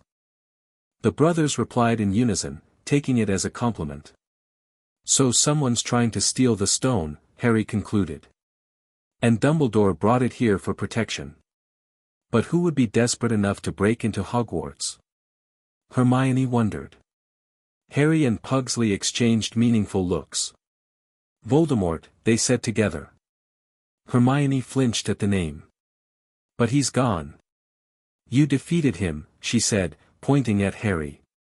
Mom and Dad always say, never trust a dark wizard who doesn't leave a proper corpse, Harry quoted. And according to our great Aunt Enid's ghost, there are ways to survive without a body. Possession, wraith form, horcruxes, phylacteries, soul jars, Pugsley counted on his fingers. Grandmama has a whole chapter on it in her cookbook. Her cookbook? Hermione looked disturbed. Soul food section, Pugsley explained with a straight face. Before Hermione could process this, they were interrupted by Ron Weasley, who slid into a chair next to them. "Why are we researching Nicholas Flamel?" he asked, having been partially included in their investigations. "Philosopher's Stone," Harry explained quietly. "Hidden at Hogwarts. Possibly being targeted by Voldemort." Ron winced at the name. "Don't say that. Fear of a name increases fear of the thing itself," the Addams brothers recited together. "And we don't fear much," Pugsley added. "Except normal people. And tax collectors," Harry finished. Ron looked bewildered, while Hermione seemed to be reconsidering her decision to associate with them. "Look," Harry said, leaning forward, "we think Voldemort's trying to get the stone to restore himself to power. The three-headed dog is guarding it, but there must be other protections too. And Snape's been limping since Halloween," Pugsley pointed out. "I noticed when he was taking points from those Hufflepuffs for excessive cheerfulness." "You think Snape tried to get past the dog?" Ron asked incredulously. "Or someone else did and he tried to stop them," Harry countered. "Professor Quirrell has been acting weird too. He almost fainted when we showed him our Welcome Voldemort prank book." "You did what?" Hermione gasped. "We have contingency plans," Pugsley said with dignity. "Extensive, elaborate contingency plans involving tripwires, trapdoors, and the strategic application of explosives." "That's mental," Ron said, looking impressed despite himself. "That's Addams," Harry corrected with a grin. "Now, who wants to help us set up surveillance on the third-floor corridor?" Quidditch practice that evening was an eye-opening experience. Marcus Flint, the Slytherin captain, was a large, troll-like sixth year with a ruthless approach to the game. "We win by any means necessary," he told the team as they gathered on the pitch. "If that means knocking opponents off their brooms, so be it." "What about replacing the bludgers with explosives?" Pugsley asked eagerly. Flint paused. "That's creative, but probably against regulations." "Only if you get caught," Pugsley pointed out. "Save the creative strategies for after practice," Flint decided. "Potter Addams, you'll be training as Seeker. Addams, show me your notebooks of ideas, and we'll see what's usable without getting the team banned for life." The practice was brutal but exhilarating. Harry discovered he had a natural talent for spotting the tiny golden snitch and diving after it at breakneck speeds. The Nimbus 2000 responded to his lightest touch, accelerating and turning with precision that made the other team members envious. Pugsley, meanwhile, had taken up a position in the stands, scribbling furiously in his notebook and occasionally cackling in a way that made even the hardened Slytherin players nervous. After 2 hours of drills and practice plays, Flint finally called a halt. "Not bad, Potter Addams," he admitted grudgingly. "You're faster than Higgs ever was. Might actually win us the cup this year." "What about my ideas?" Pugsley demanded, bounding onto the field with his notebook. Flint flipped through pages of increasingly outlandish diagrams, his expression shifting between horror, fascination, and reluctant admiration. "This one," he finally said, pointing to a relatively tame play involving feinted dives and strategic bludger use, might actually work without killing anyone. "Boring," Pugsley muttered. "But I guess we can save the rotating rings of fire for the Gryffindor match." "Just don't tell me the details," Flint decided. Plausible deniability. As they headed back to the castle, Harry's curiosity got the better of him. "So what does the red button do?" he asked, examining his broom. Pugsley grinned wickedly. "Only one way to find out." Without hesitation, he pressed the button on his own broom. Instantly, the tail of the broomstick erupted in a shower of green and silver sparks, and the broom shot forward with such force that Pugsley was nearly thrown off. He whooped with delight as the broom climbed higher, leaving a trail of smoke that formed the words, "Addams rules," in the air. "Uncle Fester, you beautiful maniac!" Pugsley shouted as the broom performed a series of loop-the-loops entirely of its own volition. Harry, unable to resist, pressed his own red button. His broom immediately sprouted what appeared to be tiny metal fangs along the tail twigs and emitted a high-pitched whistle before blasting off after Pugsley's. The two brothers spent the next 15 minutes zooming around the Hogwarts grounds, their enhanced brooms performing increasingly impossible maneuvers until, with a final shower of sparks, the special features deactivated, leaving them breathless with exhilaration. "We are definitely using these in the match," Harry declared as they finally landed. "Technically not against the rules," Pugsley agreed, already planning how to incorporate the enhancements into his game strategies. Halloween arrived with the smell of baking pumpkin wafting through the corridors. Professor Flitwick's charms class that morning found them learning to make objects fly using the Wingardium Leviosa spell. Harry was paired with Draco Malfoy, while Pugsley was partnered with Blaise Zabini, another Slytherin first year who had learned to keep a safe distance from Pugsley's more volatile experiments. "Remember, swish and flick." Professor Flitwick squeaked from his perch atop a pile of books. Malfoy, determined to prove himself, swished and flicked with precision, but his feather merely twitched on the desk. "Wingardium Leviosa," he repeated, growing frustrated. Harry, on the other hand, lifted his feather effortlessly on the first try, directing it to zoom around Malfoy's head in teasing circles. "Show off," Malfoy muttered, though there was a hint of reluctant admiration in his voice. Across the room, Pugsley had decided that levitating a single feather was insufficiently challenging. "Wingardium Leviosa Maxima," he shouted, adding his own modification to the spell and aiming not at his feather but at Professor Flitwick's desk. The entire desk, books, professor and all, rose 6 feet into the air. "Mr. Addams!" Flitwick squeaked in alarm, clutching the edge of his desk. "Modified spells are not appropriate for first-year students.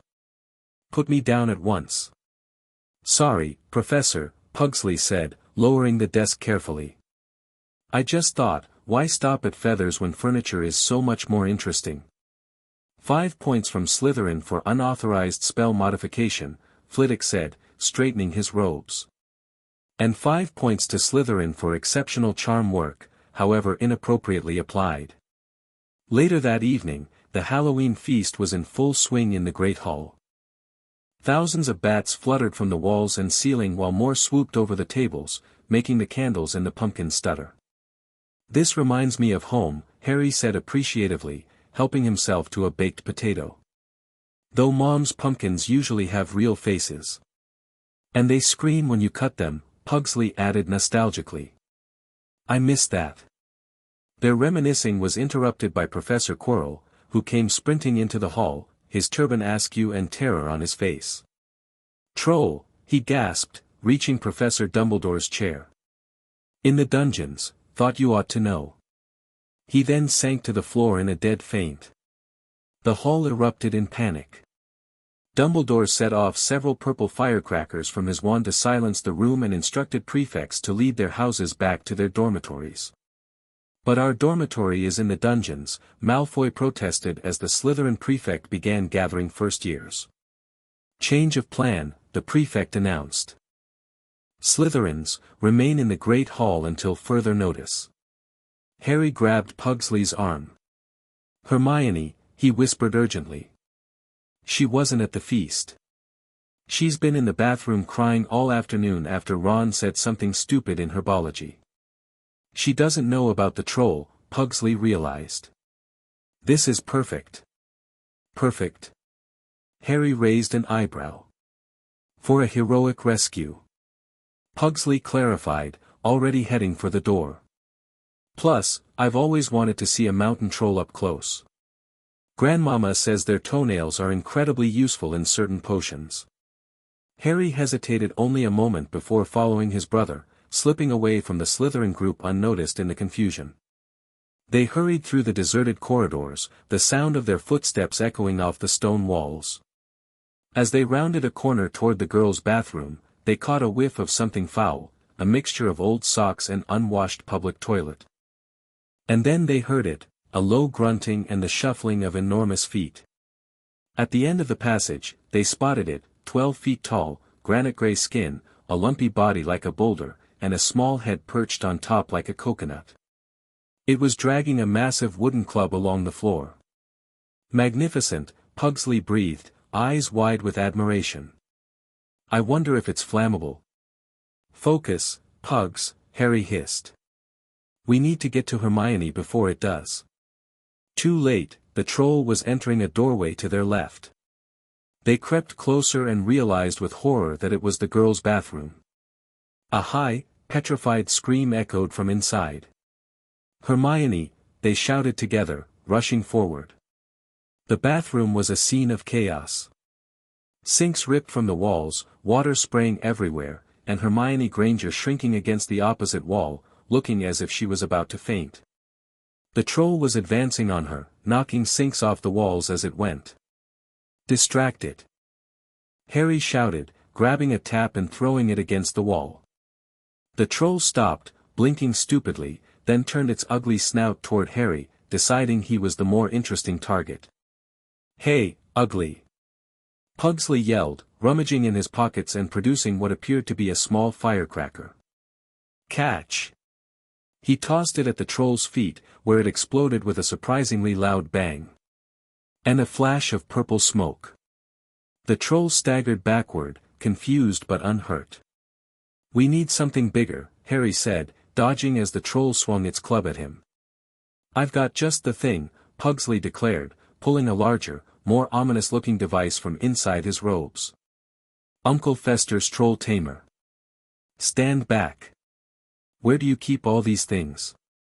Harry demanded, pulling Hermione toward the door as Pugsley wound up the device, which was now emitting a high-pitched whine.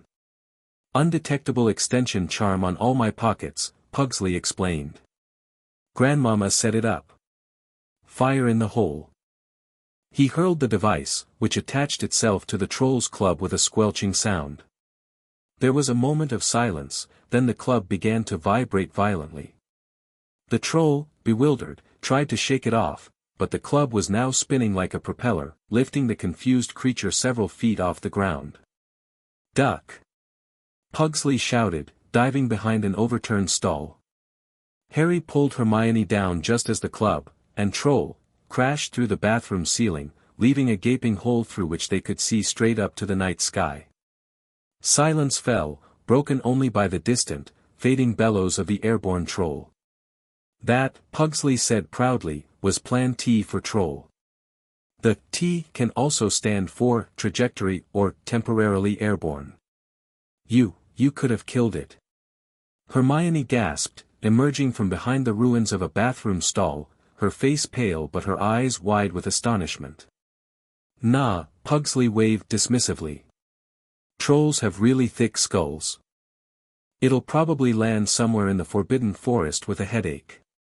A sudden slamming of doors and loud footsteps announced the arrival of Professors McGonagall, Snape, and Quirrell. Quirrell took one look at the hole in the ceiling, whimpered, and promptly sat down on a toilet, clutching his heart. Snape bent over, examining the strange device now lying innocuously on the bathroom floor, its work completed. His eyes narrowed as he picked it up carefully. Professor McGonagall looked furious, her lips white. What on earth were you thinking? She demanded. You're lucky you weren't killed. Why aren't you in the Great Hall with the rest of your house? Snape gave Harry and Pugsley a swift, piercing look. Please, Professor McGonagall, came a small voice. Hermione had finally managed to get to her feet. They were looking for me. Miss Granger. I went looking for the troll because I thought I could deal with it on my own. I've read all about them, you see. Harry and Pugsley stared at her, amazed that Hermione Granger, stickler for rules, was telling a downright lie to a teacher. If they hadn't found me, I'd be dead now. Harry distracted it while Pugsley used a clever device to remove it. Remove is one word for it, Snape muttered, still examining Pugsley's gadget with a mixture of disapproval and reluctant fascination. Well, in that case. Professor McGonagall said, staring at the three of them. Miss Granger, foolish girl, how could you think of tackling a mountain troll on your own? Hermione hung her head. 5 points will be taken from Gryffindor for this, McGonagall continued. As for you two. She turned to Harry and Pugsley. Not many first years could take on a full-grown mountain troll and live to tell the tale. 5 points, to Slytherin. For sheer dumb luck and whatever this contraption is. She gestured at the device in Snape's hand. Troll Tamer, Mark III, Pugsley supplied helpfully. My uncle's design. Your uncle, Snape said silkily, has a disturbing talent for creating chaotic devices. Thank you, sir. Pugsley beamed, taking it as a compliment. He'll be thrilled to hear that. Professor McGonagall shook her head. You may go. Students are finishing the feast in their common rooms. As they left the bathroom, Snape pulled Harry aside while Pugsley excitedly explained the mechanics of the Troll Tamer to a shell-shocked Hermione. Potter Addams, Snape said quietly, his black eyes boring into Harry's, that was either incredibly brave or incredibly foolish. The line between the two is often indistinct. My dad says the best plans are both, sir, Harry replied. A flicker of something, perhaps amusement, crossed Snape's face before his expression hardened again. Your adoptive father has unusual perspectives. Be more careful in the future. Not all dangers can be launched through the ceiling. Yes, sir, Harry nodded. Though Pugsley's working on it. Snape's lip curled slightly. I have no doubt. From that moment on, Hermione Granger became their friend. There are some things you can't share without ending up liking each other, and launching a 12-foot mountain troll through a bathroom ceiling is one of them. As November arrived, the weather turned cold. The mountains around the school became icy gray and the lake like chilled steel.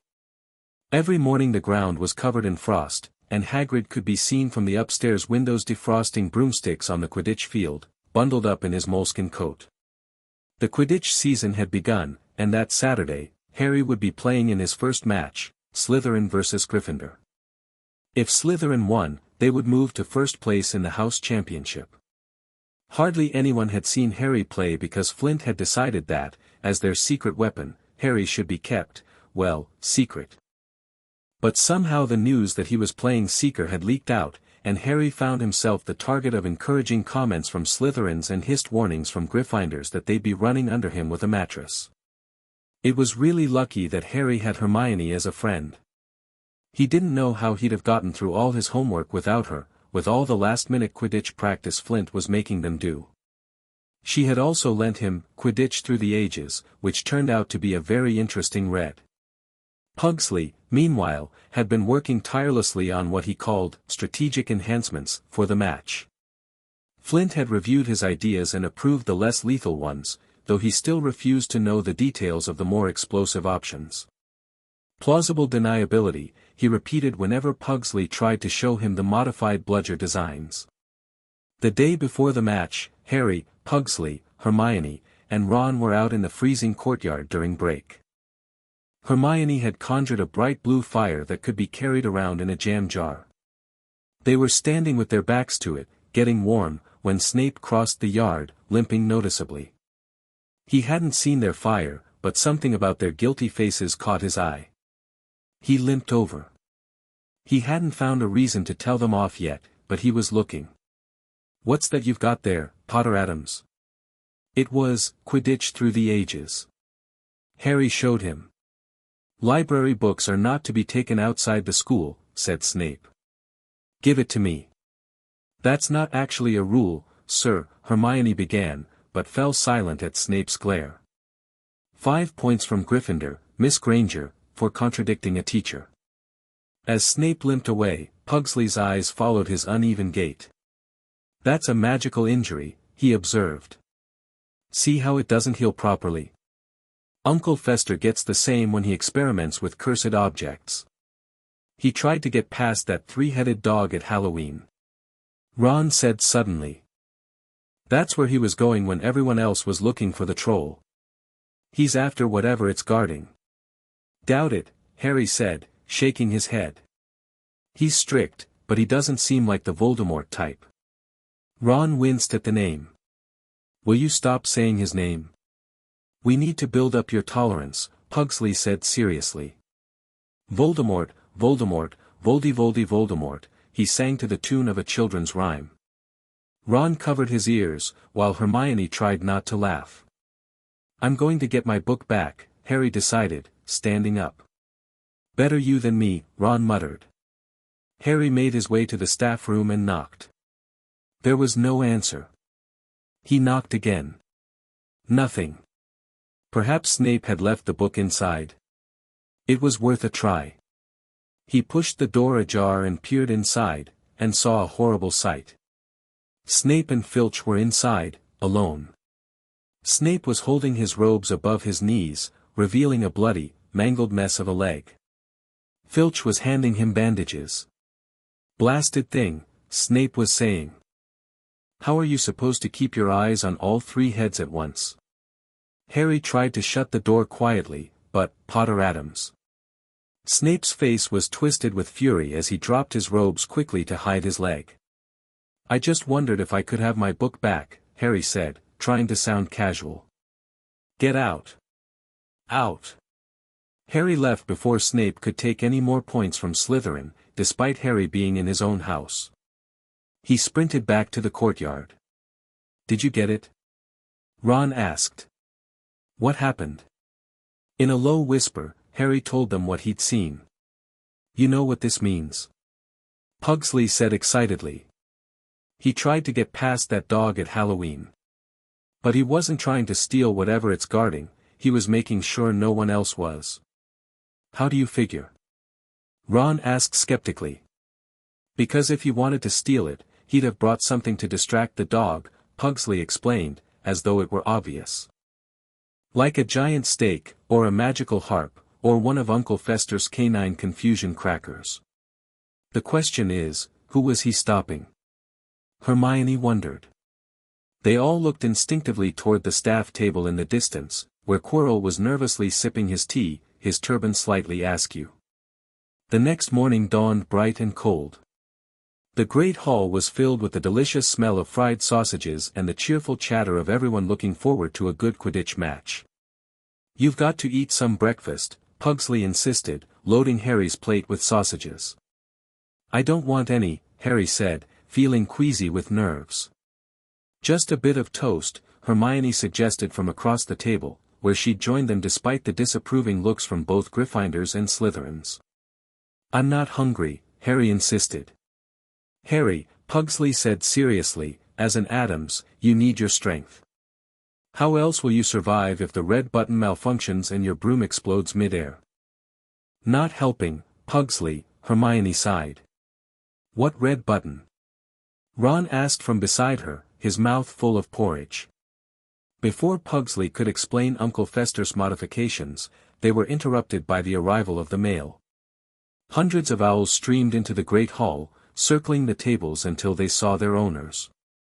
A large black package caught everyone's attention as it was carried by 6 large screech owls. They soared down and dropped it right in front of Pugsley, knocking over his pumpkin juice. A note was attached, Dear Pugsley, your mother mentioned the upcoming Quidditch match. Enclosed are some last-minute enhancements for your strategic arsenal. The vial with the purple liquid is for emergencies only, produces a fog that makes opponents think they're being chased by their worst fears. Technically banned in professional play since the World Cup nervous breakdown incident of 1872, but school regulations have a delightful number of loopholes. The small metal spheres can be attached to bludgers for improved targeting capabilities. Just don't tell anyone I sent them. Your devoted uncle, Fester P.S. The thing that looks like a severed finger actually is one. Thought you might enjoy the novelty.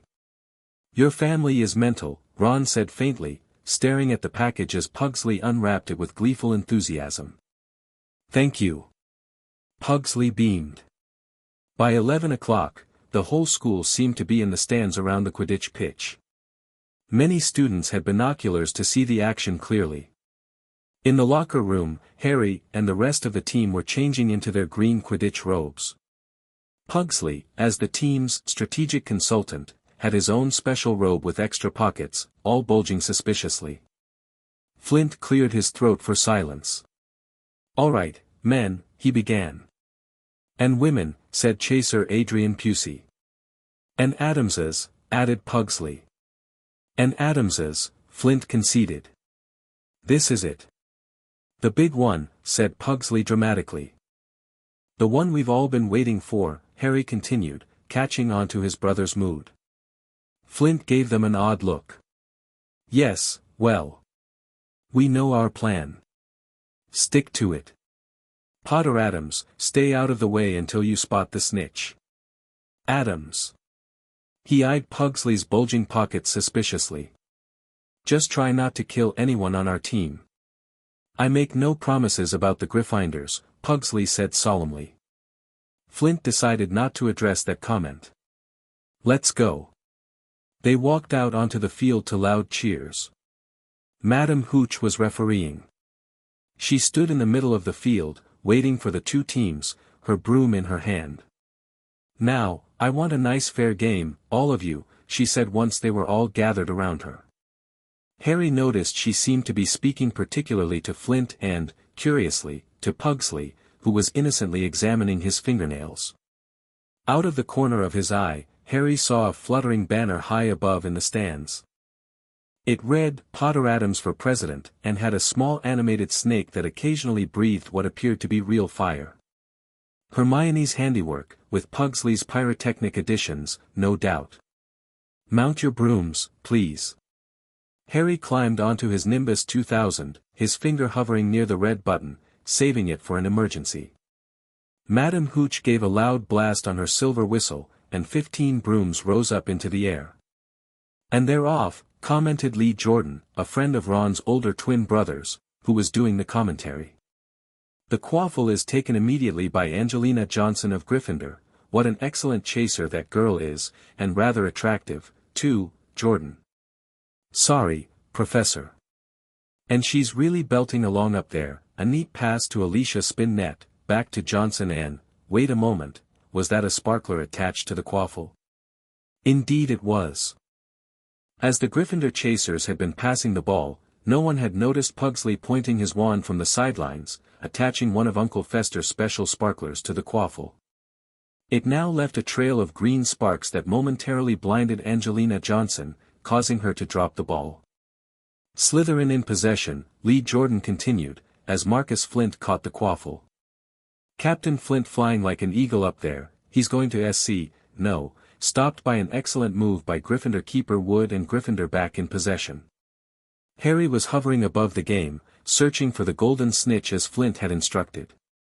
He caught sight of a flash of gold, but it was just a reflection from one of the Weasley twins' wristwatches. And then it happened. His broom gave a sudden, frightening lurch. For a split second, he thought he was going to fall. He gripped the broom tightly with both hands and knees. He'd never felt anything like that before. It happened again. It was as though the broom was trying to buck him off. Harry tried to turn back toward the Slytherin goalposts to ask Flint to call a timeout, but he realized his broom was completely out of his control. He couldn't turn it. He couldn't direct it at all. It was zigzagging through the air, making violent swishing movements that almost unseated him. Lee was still commentating, "Slytherin in possession, Flint with the quaffle, passes Spinnet, passes Bell, hit hard in the face by a bludger, hope it broke his nose, only joking, Professor, Slytherin scores, oh no." The Slytherins were cheering.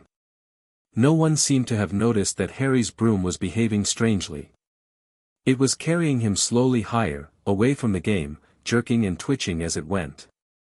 Suddenly, people were pointing up at Harry all over the stands. His broom had started to roll over and over, with him only just managing to hold on. Then the whole crowd gasped. Harry's broom had given a wild jerk, and Harry swung off it. He was now dangling from it, holding on with only one hand. Pugsley spotted the problem instantly. "Someone's jinxing his broom," he shouted to Hermione and Ron in the stands. It's advanced dark magic, needs eye contact and continuous incantation. Hermione seized Pugsley's binoculars and started scanning the crowds frantically. Snape, she gasped. Look. Pugsley grabbed the binoculars back. Sure enough, Snape was in the middle of the stands opposite them. He had his eyes fixed on Harry and was muttering non-stop under his breath. But wait, Pugsley frowned, adjusting the focus. Quirrell's doing it too. What? Ron grabbed the binoculars. They both are. One's jinxing, one's counter-jinxing. Or they're both jinxing. Hermione suggested, looking panicked. Either way, we need to break their eye contact, Pugsley decided, reaching into one of his many pockets. Time for the emergency plan. He pulled out a small vial of purple liquid, Uncle Fester's fear fog. Without hesitation, he uncorked it and whispered an incantation. The purple mist rose into the air, seeming to target the teacher's stand specifically. Within seconds, the section where Snape and Quirrell sat was engulfed in swirling purple fog. Screams erupted as professors began batting at invisible terrors. McGonagall appeared to be fighting off a swarm of imaginary flying report cards, while Flitwick was running in circles. Snape had fallen backward over his seat, and Quirrell had fainted entirely, his turban coming partially unwound. Up in the air, Harry's broom stopped vibrating. He was able to climb back on and resume his search for the snitch. What was in that fog? Hermione asked, looking both impressed and horrified as the professors continued their battle against their worst fears. Family secret, Pugsley replied proudly. Works every time. No sooner had Harry regained control of his broom than he noticed the snitch hovering just a few feet above the ground. He dived, speeding toward it with the Gryffindor Seeker, a third-year named McLaggen, right behind him. As they neared the ground, McLaggen attempted to shove Harry aside. Without hesitation, Harry pressed the red button on his broom. The effect was immediate. His broom's tail erupted in green flame, the hidden metal fangs extended with a menacing hiss, and he shot forward so fast that McLaggen spun out trying to avoid the suddenly dangerous tail twigs. Harry stretched out his hand, he could feel the snitch's wings brushing his fingers, wham! A bludger came out of nowhere, glowing faintly purple, one of Pugsley's enhanced ones, no doubt, and knocked Harry's arm aside. He spun wildly, lost his balance, and fell forward off his broom, landing with a thud on the frozen pitch. The crowd gasped as Harry got to his knees, looking like he was about to be sick. He coughed, and something gold fell into his hand. I've got the snitch. He shouted, waving it above his head, and the game ended in complete confusion. He didn't catch it, he nearly swallowed it. Wood was howling 20 minutes later, but it made no difference. Harry hadn't broken any rules, and Lee Jordan was still grumpily announcing the final score. Slytherin had won 170 points to 60. As they celebrated in the Slytherin common room later, Harry pulled Pugsley, Hermione, and Ron aside. It was Quirrell, not Snape, he said quietly. I saw them both when the purple fog cleared. Snape was trying to save me. But why would Quirrell want to hurt you? Ron asked, bewildered. Pugsley's eyes gleamed with sudden understanding. Because he's not just Quirrell. He's Voldemort's puppet. The Christmas holidays approached rapidly. One mid-December morning, Hogwarts awoke to find itself covered in several feet of snow. The lake froze solid, and the Weasley twins were punished for bewitching several snowballs to follow Quirrell around, bouncing off the back of his turban. Harry and Pugsley had decided to stay at Hogwarts for Christmas. The Addams family was visiting relatives in the Carpathian Mountains for their traditional winter solstice celebration, which typically involved avalanches, yeti hunts, and what Gomez euphemistically called selective population control of the local vampire covens. Ron was staying too, as his parents were visiting his brother Charlie in Romania, while Hermione was going home to her parents. The day before she left, Hermione pulled the boys into an empty classroom. I've been doing some research on Nicholas Flamel, she whispered, even though they were alone. And I found something interesting about the Philosopher's Stone's properties. Immortality and gold, we know, Ron said, leaning against a desk. Yes, but specifically about how it grants immortality, Hermione pressed on. The elixir of life doesn't just prevent death, it can restore a body to full health. Even bring someone back from near death. Harry and Pugsley exchanged meaningful looks. If Voldemort is barely clinging to existence, Harry said slowly, the stone could bring him back to full power. And Quirrell's helping him, Pugsley added. Maybe even, letting Voldemort possess him. Ron shuddered at the thought. But Dumbledore's here. You know who wouldn't dare try anything with Dumbledore around. Unless, Harry said grimly, he finds a way to get Dumbledore out of the school. We need to keep watching the third-floor corridor, Pugsley decided. And come up with some pranks that could work against a Dark Lord. Pranks? Hermione looked skeptical. Against you-know-who? Not just any pranks, Pugsley said with a dangerous gleam in his eye. Addams pranks. The kind that make people question their life choices. Preferably from the afterlife. With most students gone for the holidays, the castle was eerily quiet. Harry and Pugsley spent their days exploring hidden passageways, developing what they called Operation Voldemort Vacation, a series of increasingly deadly pranks designed to incapacitate, humiliate, and potentially obliterate the Dark Lord, and searching the library for more information about Nicholas Flamel. On Christmas morning, they awoke to small piles of packages at the foot of their beds in the otherwise empty Slytherin dormitory. Merry Christmas! Pugsley called, already tearing into a box wrapped in what appeared to be funeral shrouds.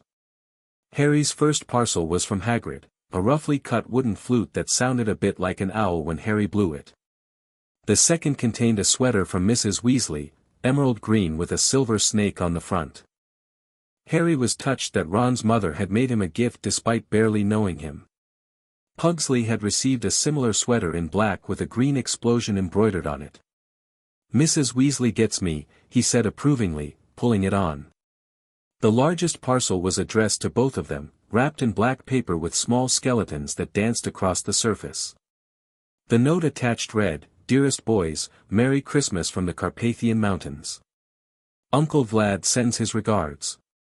The Yeti hunt was a tremendous success, though your father is still recovering from the avalanche. The doctors say he'll regain feeling in his extremities by New Year's, which he considers a disappointing recovery timeline. We've sent along some festive treats and practical gifts for your continuing education and entertainment. The box labeled Deadly Nightshade Delights are Grandmama's special Christmas cookies, guaranteed to cause mild hallucinations and temporary speaking in tongues. Perfect for holiday parties. The long package contains something special your father and I discovered in our travels. It's said to have belonged to Salazar Slytherin himself, a communication mirror with certain unique properties. Look into it and say the name of a deceased relative to speak with their spirit. We thought it might help with your history homework, and Great Aunt Enid's portrait mentioned you could use some family guidance at school. Wednesday has included a holiday version of her voodoo doll, notice the festive red pins. Uncle Fester's gift is the box that ticks ominously. Open it outdoors and stand at least 30 feet back. Keep us updated on your progress with the Voldemort situation. Your father suggests incorporating something with quicksand and flesh-eating scarabs. All our love, Mother, Father, Wednesday, Grandmama, Uncle Fester, Lurch, and Thing P.S. Has Thing made himself known yet? He's become quite attached to Hogwarts, according to his latest postcard. A communication mirror. Harry exclaimed, carefully unwrapping the long, thin package to reveal an ornate hand mirror with a silver snake wrapped around its handle. Its reflective surface seemed to swirl with mist. This could be incredibly useful. And potentially disturbing, Pugsley added happily. The best kind of gift. The final parcel contained something fluid and silvery gray that slithered to the floor and lay there in gleaming folds. Ron, who had wandered in wearing his new Weasley sweater, gasped. I've heard of those, he said in a hushed voice. If that's what I think it is, they're really rare, and really valuable. What is it? Harry asked, picking up the shining, silvery cloth. It was strange to the touch, like water woven into material. It's an invisibility cloak, said Ron, awe in his voice. Try it on. Harry threw the cloak around his shoulders, and Ron gave a yell. It is. Look down. Harry looked down at his feet, but they were gone. He rushed to the mirror and saw only his head suspended in midair, his body completely invisible. A note had fallen out of the cloak. In narrow, loopy writing Harry had never seen before were the words, "Your father left this in my possession before he died. It is time it was returned to you. Use it well. A very Merry Christmas to you." There was no signature. Who sent it? Pugsley wondered, examining the note. No idea, Harry said, still admiring the cloak. But whoever it was knew my birth father. Blimey, Ron breathed. I'd give anything for one of these. Anything. Well, Pugsley said with a wicked grin, this certainly expands our pranking possibilities. That night, after a magnificent Christmas dinner and an impromptu snowball fight that ended with Pugsley demonstrating his snow grenade invention, a snowball that, upon impact, exploded into dozens of smaller snowballs, each seeking its own target, Harry decided to try out his new invisibility cloak. I'm going to the restricted section in the library, he told Pugsley and Ron in the empty Slytherin common room. There might be information about Flamel there. Want company? Pugsley offered. The cloak looks big enough for both of us. Next time, Harry promised. I want to get used to it first. The library was pitch black and eerily silent as Harry made his way through the stacks to the restricted section. Setting down his lamp, he pulled a large black and silver volume from the shelf and let it fall open on his knee. A piercing, blood-curdling shriek split the silence. The book was screaming. Harry snapped it shut, but the shriek went on and on, one high, unbroken, ear-splitting note. He stumbled backward, knocking over his lamp, which went out immediately. Hearing footsteps coming down the corridor, Harry panicked.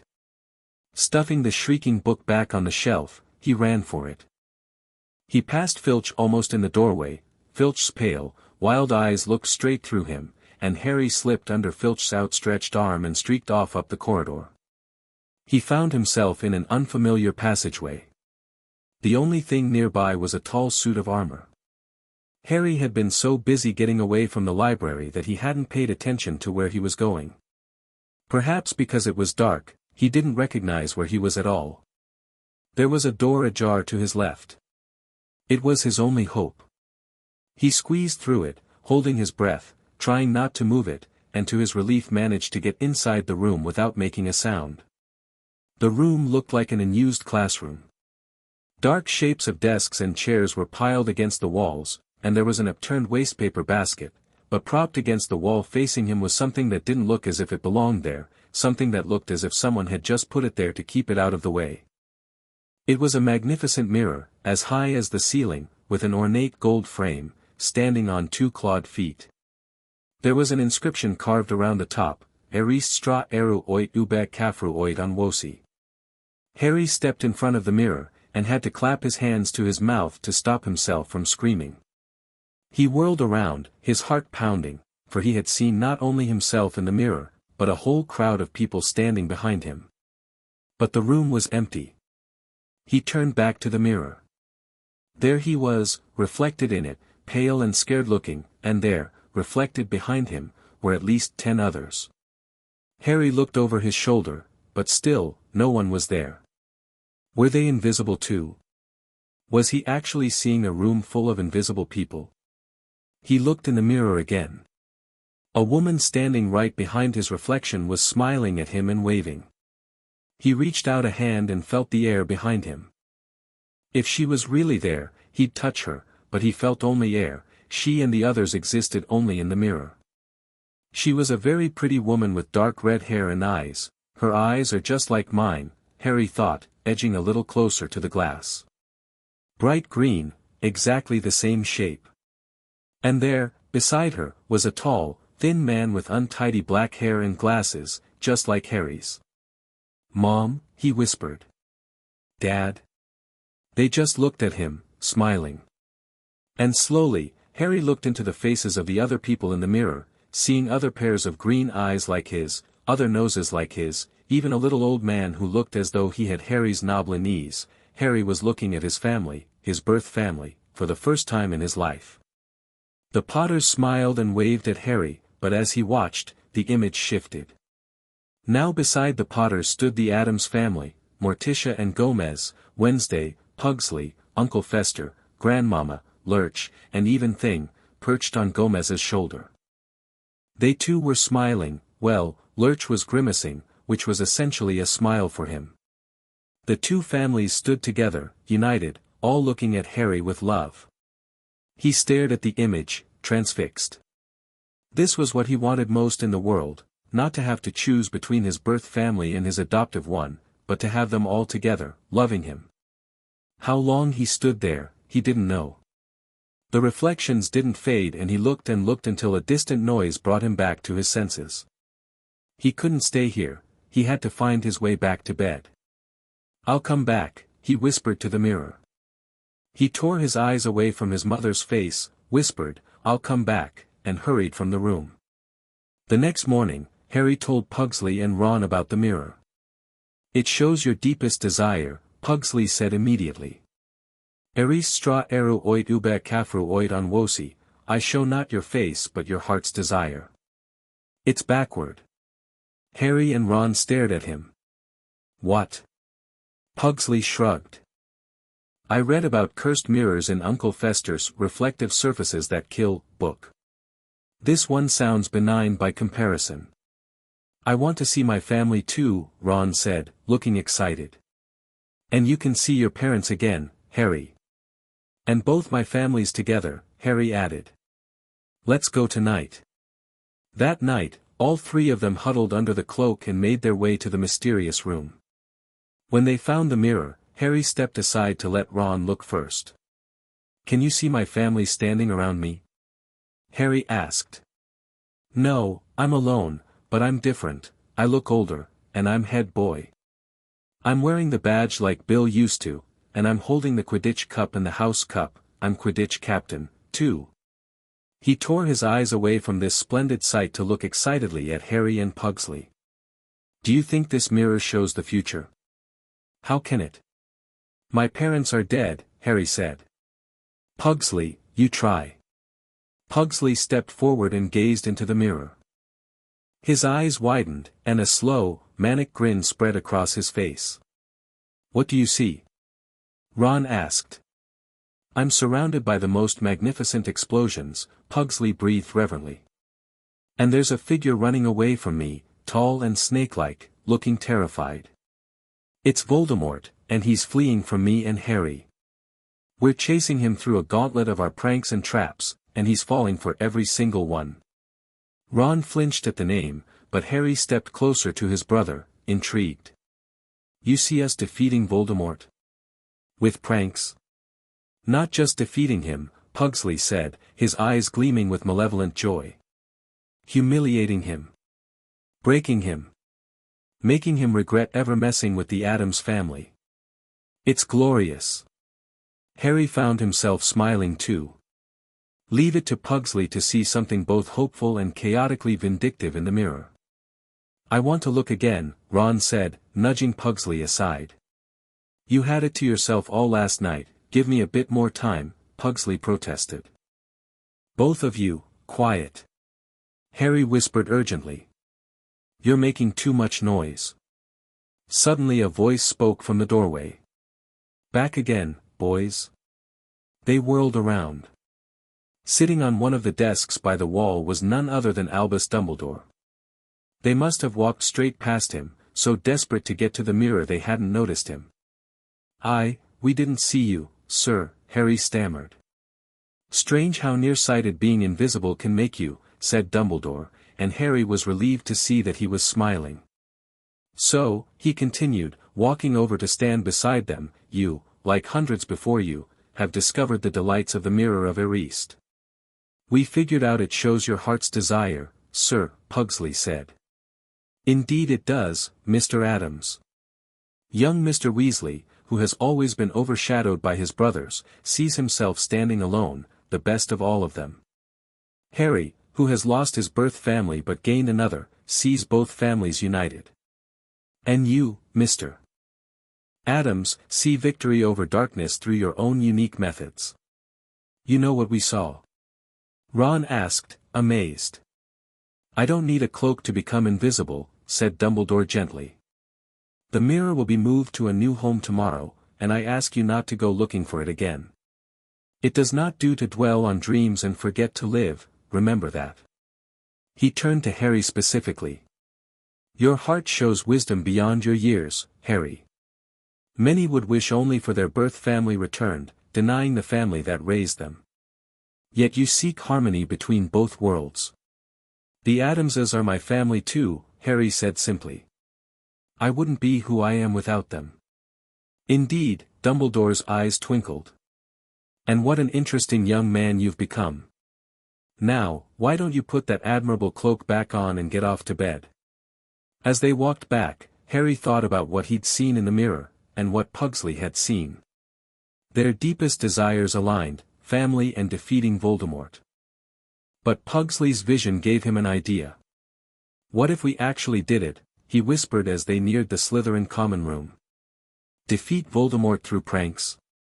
It's so unexpected, he'd never see it coming. Brilliant, Pugsley agreed, his eyes shining with excitement.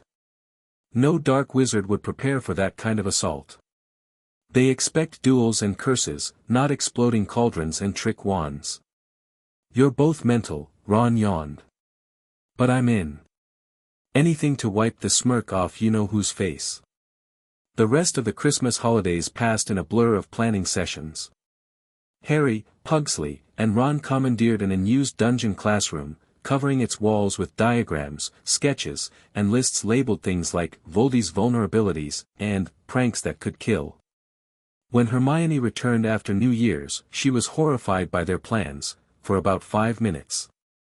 Then academic curiosity got the better of her. The theoretical applications are fascinating, she admitted, examining Pugsley's design for what he called a portable swamp with flesh-eating water lilies. And it is true that unconventional tactics often succeed where traditional methods fail. Exactly. Pugsley beamed. No one expects the Addams Inquisition. Mum sent some helpful books from home, Harry added, showing Hermione several ancient-looking tomes with ominous titles like 101 Ways to Humiliate Your Nemesis and Practical Jokes for Practical Folk, Deadly Edition. Plus, we've been experimenting with some new inventions, Ron added, pointing to a workbench covered in various mysterious devices. Pugsley's been teaching me the basics of explosive engineering. Just don't blow yourselves up before you face you-know-who, Hermione sighed. As January wore on, they continued their research while keeping a close eye on Quirrell. The nervous professor seemed to be growing paler and thinner as the weeks passed, but he made no obvious moves toward the third-floor corridor. During a particularly nasty potions class in late January, where Snape was being especially vindictive toward the Gryffindors, Harry noticed something strange. As Snape swept past Quirrell's desk, the defense professor's hand twitched toward his wand, and for just a moment, Harry swore he saw a flash of red in Quirrell's normally timid eyes. After class, Harry pulled his friends aside. Did you see that? Quirrell almost hexed Snape. And his eyes, Hermione whispered. They turned red for a second. Voldemort's eyes were red in all the history books, Ron said, for once not flinching at the name. Do you think, is he possessing Quirrell right now? Partial possession, Pugsley suggested. That's why Quirrell still seems mostly like himself, just more nervous and twitchy. And the turban, Harry added suddenly. What if he's not just wearing it for style? What if he's hiding something? Or someone, Hermione said quietly. A partial manifestation of you-know-who. They all shuddered at the thought. We need to step up our preparations, Harry decided. If Voldemort's already this far along in his plan, he could make a move for the stone any day now.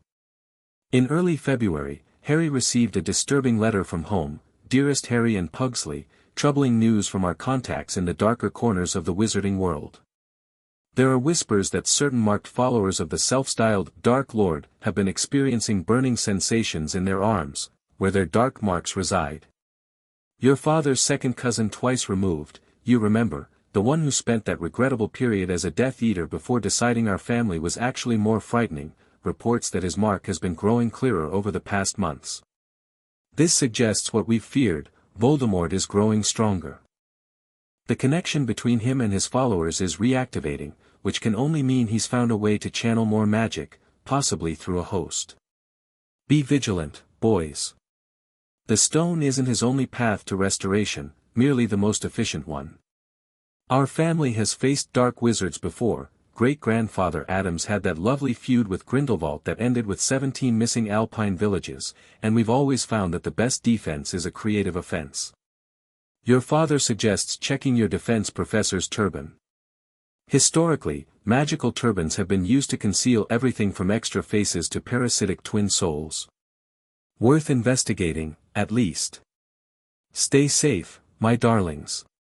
And remember, Addamses don't flee from danger. We invite it to dinner and poison its wine. With love and minor curses, Mother C. Harry exclaimed, showing the letter to his friends. We were right about the turban. Your family knows about this stuff? Ron asked, looking impressed and slightly terrified. The Addams family has connections everywhere, Pugsley said proudly. Especially in places normal people avoid. We need proof, Hermione insisted. We can't just accuse a professor of harboring you-know-who on the back of his head without evidence. You're right, Harry agreed. We need to catch him in the act. Which means we need to know when he's planning to go after the stone. Their opportunity came in mid-March. As they were leaving the library one evening, they overheard a conversation between Quirrell and an unseen person in an empty classroom. Pressing their ears to the door, they listened. And not yet, Master, Quirrell was whimpering. I need more tea time to figure out how to get past that accursed dog. You try my patience, Quirrell, replied a second voice, high, cold, and barely more than a whisper. Dumbledore leaves for the ministry tomorrow. The opportunity will be perfect. Why yes, Master. I'll be ready. You had better be. I grow weary of sharing your pathetic form. The four friends exchanged alarmed glances and quickly retreated before they were discovered. That was him, Harry whispered once they were safely away. That was Voldemort. And Dumbledore's leaving tomorrow, Hermione added anxiously. Just as they planned. Then we need to be ready too, Pugsley said, his eyes gleaming with excitement. Operation Voldemort Vacation starts tonight. They spent the evening finalizing their preparations. Pugsley distributed what he called emergency kits to each of them, small pouches containing various Addams family specialties, from Uncle Fester's instant darkness powder to Grandmama's befuddlement bombs.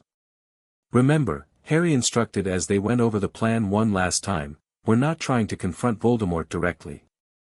We're setting up pranks to slow him down, confuse him, and hopefully drive him away from Quirrell.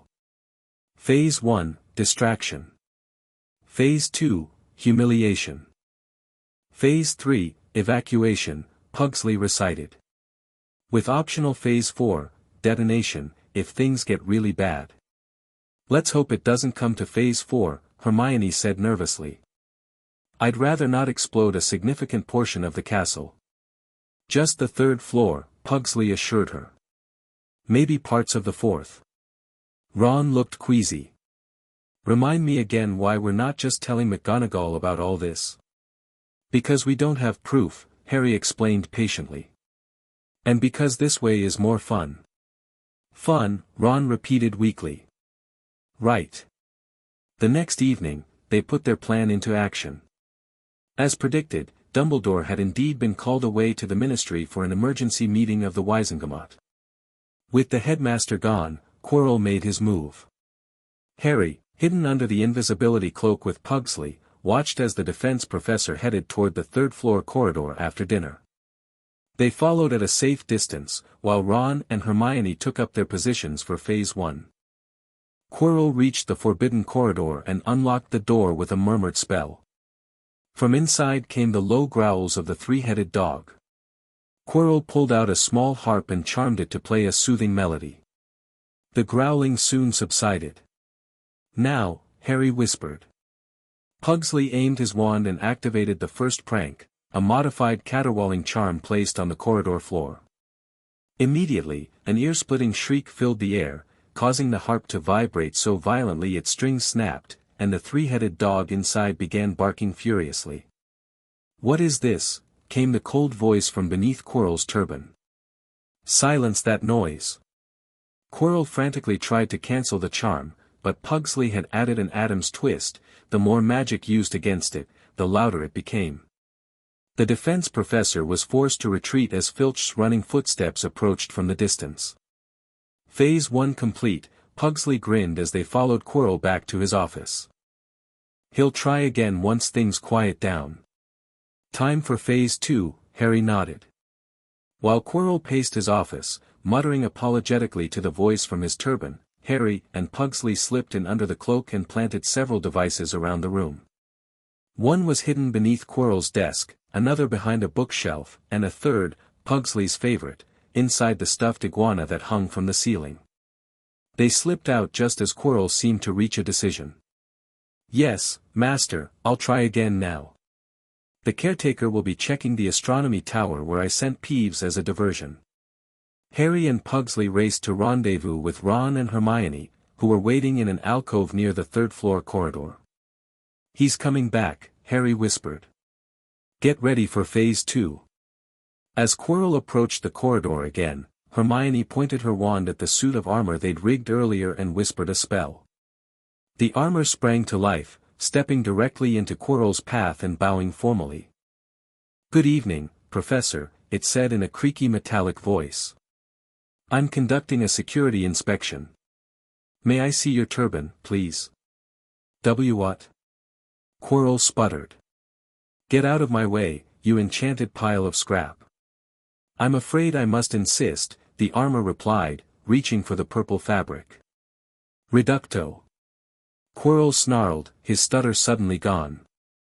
The spell hit the armor squarely in the chest, blasting it into pieces. That was their cue. Ron tossed one of Pugsley's smoke bombs, filling the corridor with thick, green fog. From within the fog, Harry triggered the devices they'd planted in Quirrell's office using a remote activator Uncle Fester had included in their Christmas package. The effects were immediate and spectacular. A series of bangs echoed from the direction of the defense classroom, followed by multicolored lights and what sounded like a herd of elephants. The commotion was so loud that it brought professors running from all directions. "What on earth?" came McGonagall's voice as she rounded the corner, wand drawn. The smoke cleared enough to reveal Quirrell standing over the destroyed armor, his face contorted with rage, an expression none of them had ever seen on the normally timid professor's face. "Professor Quirrell," McGonagall said sharply. "What is the meaning of this?" Quirrell's face instantly transformed back to its usual nervous demeanor. Professor McGonagall. Thank G goodness you're here. Someone s set a T-trap for me." "A trap?" McGonagall's eyes narrowed. "And why would someone do that, I wonder? Particularly in this specific corridor?" Before Quirrell could answer, a tremendous crash came from his office, followed by what sounded like fireworks and a triumphant cackling that could only be Peeves taking advantage of the chaos. "I suggest you attend to your classroom, Professor," McGonagall said coldly. "I will investigate this matter further." As Quirrell hurried away, casting a venomous glance over his shoulder, the four friends exchanged triumphant grins from their hiding place. "Phase 2 complete," Pugsley whispered gleefully. "And we didn't even need Phase 3. "Don't celebrate yet," Harry cautioned. "This was just round 1. Voldemort won't give up that easily." He was right. Over the next few weeks, Quirrell made several more attempts to reach the stone, each thwarted by increasingly elaborate pranks designed by the Addams brothers and executed with help from Ron and Hermione. When Quirrell tried sneaking in during the midnight astronomy lesson, he found the corridor floor transfigured into sticky quicksand, Hermione's spell, Pugsley's idea. When he attempted to create a diversion by releasing pixies in the Great Hall during lunch, the pixies mysteriously targeted only him, pulling at his turban until he fled in panic. Most spectacular was the incident during the final Quidditch match of the season, when Quirrell's attempt to jinx the bludgers to create chaos backfired spectacularly. The modified bludgers, secretly enhanced by Pugsley with Uncle Fester's targeting charms, zeroed in on Quirrell's turban and pursued him relentlessly around the stadium until he was forced to dive into the lake to escape them. The professors were baffled by the strange occurrences, but the four friends knew the truth. They were engaged in a secret war with Voldemort himself, using methods so unexpected that even the Dark Lord didn't know how to counter them. By late May, Quirrell was a nervous wreck. His turban was perpetually askew, his stutter had worsened, and he jumped at the slightest noise. But the friends knew they hadn't stopped him, merely delayed his plans. "He's getting desperate," Harry observed as they watched Quirrell twitching through dinner one evening. "Voldemort won't wait forever." "We need to be ready for his final attempt," Hermione agreed. "It's nearly exam time, everyone will be distracted. Plus, I'm running out of pranking supplies," Pugsley added, looking through his dwindling collection of Addams family inventions. "We need to make the next one count." The opportunity to test their preparedness came sooner than expected.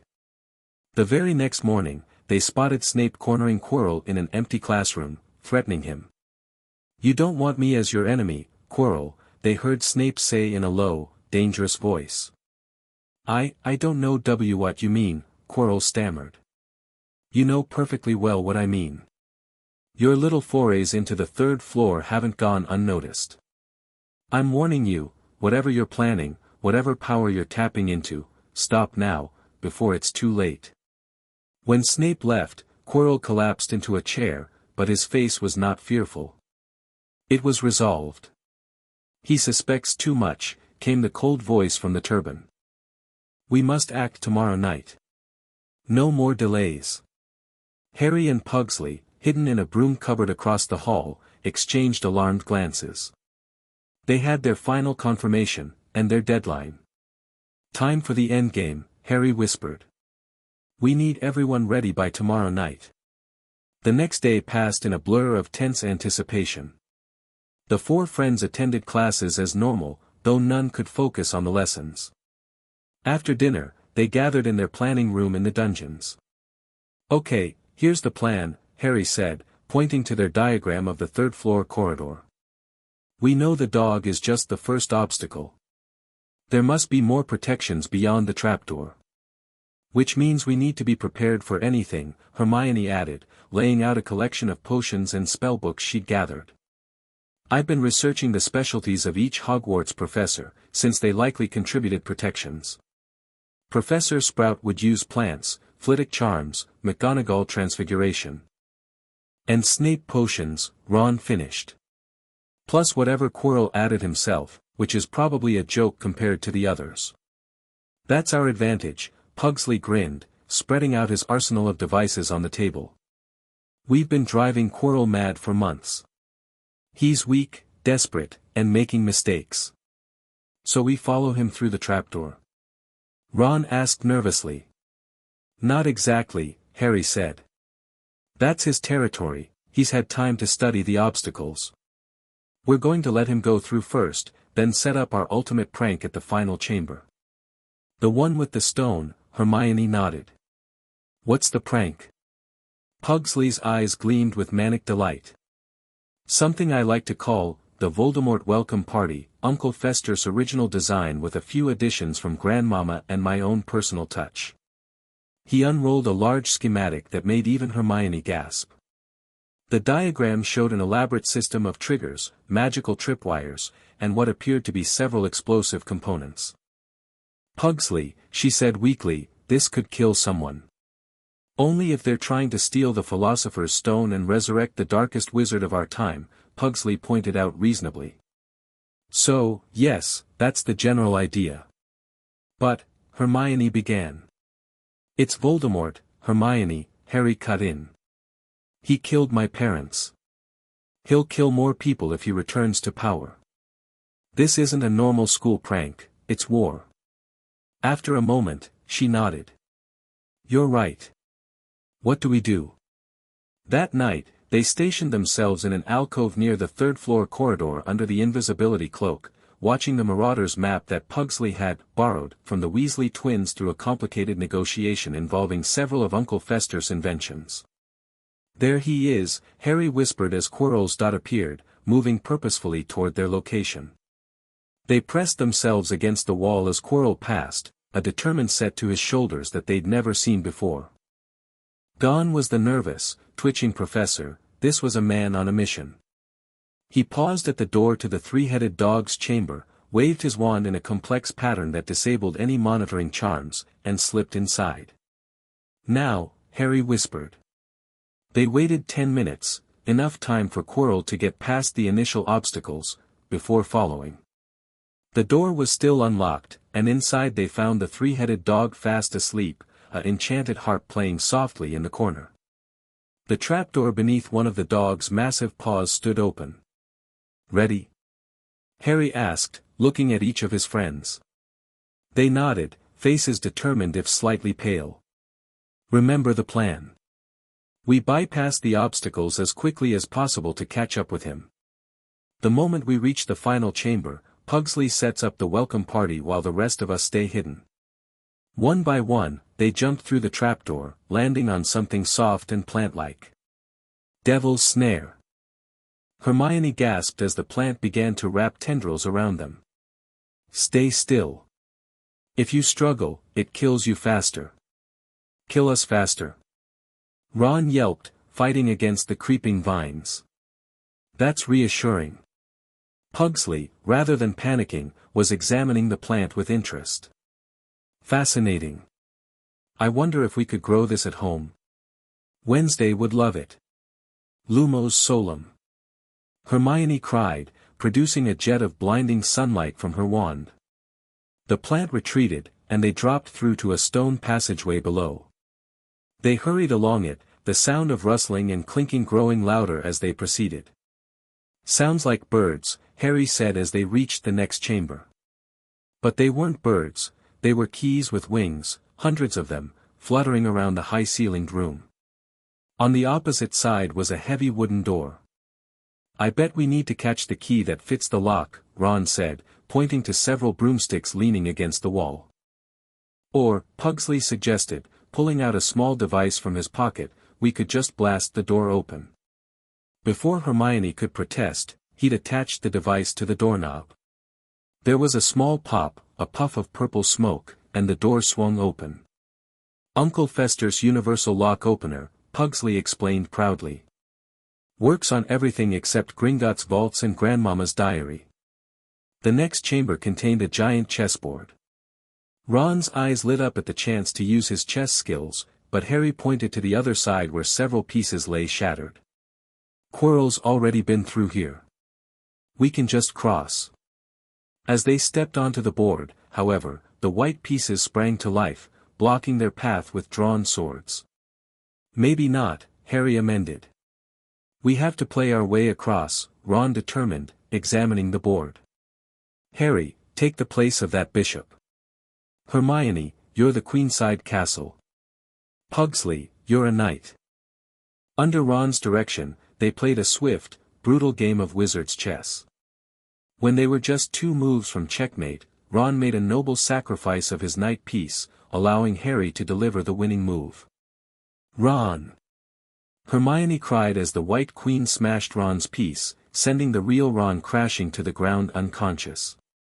He'll be fine, Harry said, checking his pulse. Hermione, stay with him. Pugsley and I will go ahead. But, Hermione began. We need someone to get help if things go wrong, Harry insisted. Go back and send an owl to Dumbledore, then take care of Ron.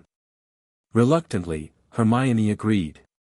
Harry and Pugsley continued to the next chamber, where they were met by a disgusting smell and an unconscious troll even larger than the one they'd faced on Halloween. Quirrell's specialty, Harry noted, holding his nose as they edged around the creature. Good thing he already knocked it out. The next room held Snape's challenge, 7 differently shaped bottles standing in a row on a table, with a roll of parchment beside them. The moment they entered, purple fire sprang up in the doorway behind them, and black flames in the doorway leading onward. Clever, Pugsley admired, reading the parchment. It's a logic puzzle. Harry examined the clues while Pugsley studied the potions. Between them, they identified the bottle that would allow them to proceed through the black flames. There's only enough for one of us, Harry said, holding up the tiny bottle. I'll go through. You set up the welcome party from this side. Pugsley nodded, already unpacking various components from his magically expanded pockets. I can work with this. The black flames will actually enhance certain aspects of the prank. Just make sure it targets Quirrell and not me, Harry reminded him. It's key to detect the magical signature of a second wizard within one body, Pugsley assured him. Grandmama helped me with that part. It'll only trigger when Voldemort and Quirrell approach the stone together. Harry took a deep breath, then drank the potion. It felt like ice flooding his body. Good luck, Pugsley said, unusually serious. Be careful. I'm an Addams, Harry replied with a grin. We don't do careful. He stepped through the black flames and found himself in the final chamber. It was a circular room with a domed ceiling, and in its center stood an ornate mirror that Harry recognized immediately, the mirror of Eriste. Quirrell was standing before it, his back to Harry, his turban slightly askew. I see the stone, he was saying, his voice no longer stuttering.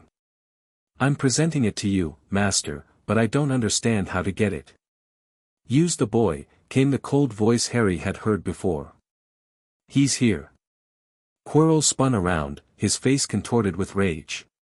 Potter, he spat. I should have known you'd interfere again.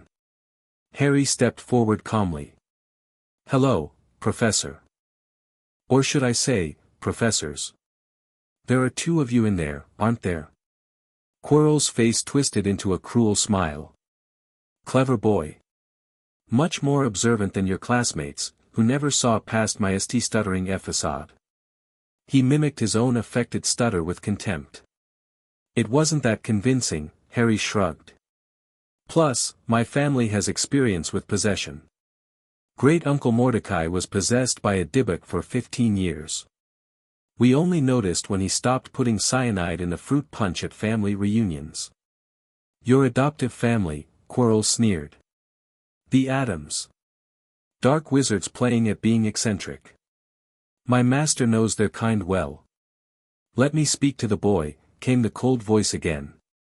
Face to face. Master, you are not strong enough. I have strength enough for this. Harry watched in horrified fascination as Quirrell unwound his turban. The professor turned slowly on the spot, and where there should have been a back to his head, there was a face, the most terrible face Harry had ever seen. Chalk white with glaring red eyes and slits for nostrils, like a snake. Harry Potter, it whispered. See what I have become. Mere shadow and vapor. I have form only when I can share another's body. But there have always been those willing to let me into their hearts and minds. Unicorn blood has strengthened me, these past weeks. Once I have the elixir of life, I will be able to create a body of my own. Now, why don't you give me that stone in your pocket? Harry blinked in surprise and felt his pocket. Somehow, a red stone had appeared there when he wasn't paying attention. The mirror must have given it to him. I don't think so, Voldemort, Harry said, taking a step back toward the black flames. I don't like your resurrection plan. My family has a rule about dark wizards trying to return from near death. And what rule is that? Voldemort hissed. Harry smiled grimly. Make sure they go all the way dead the second time.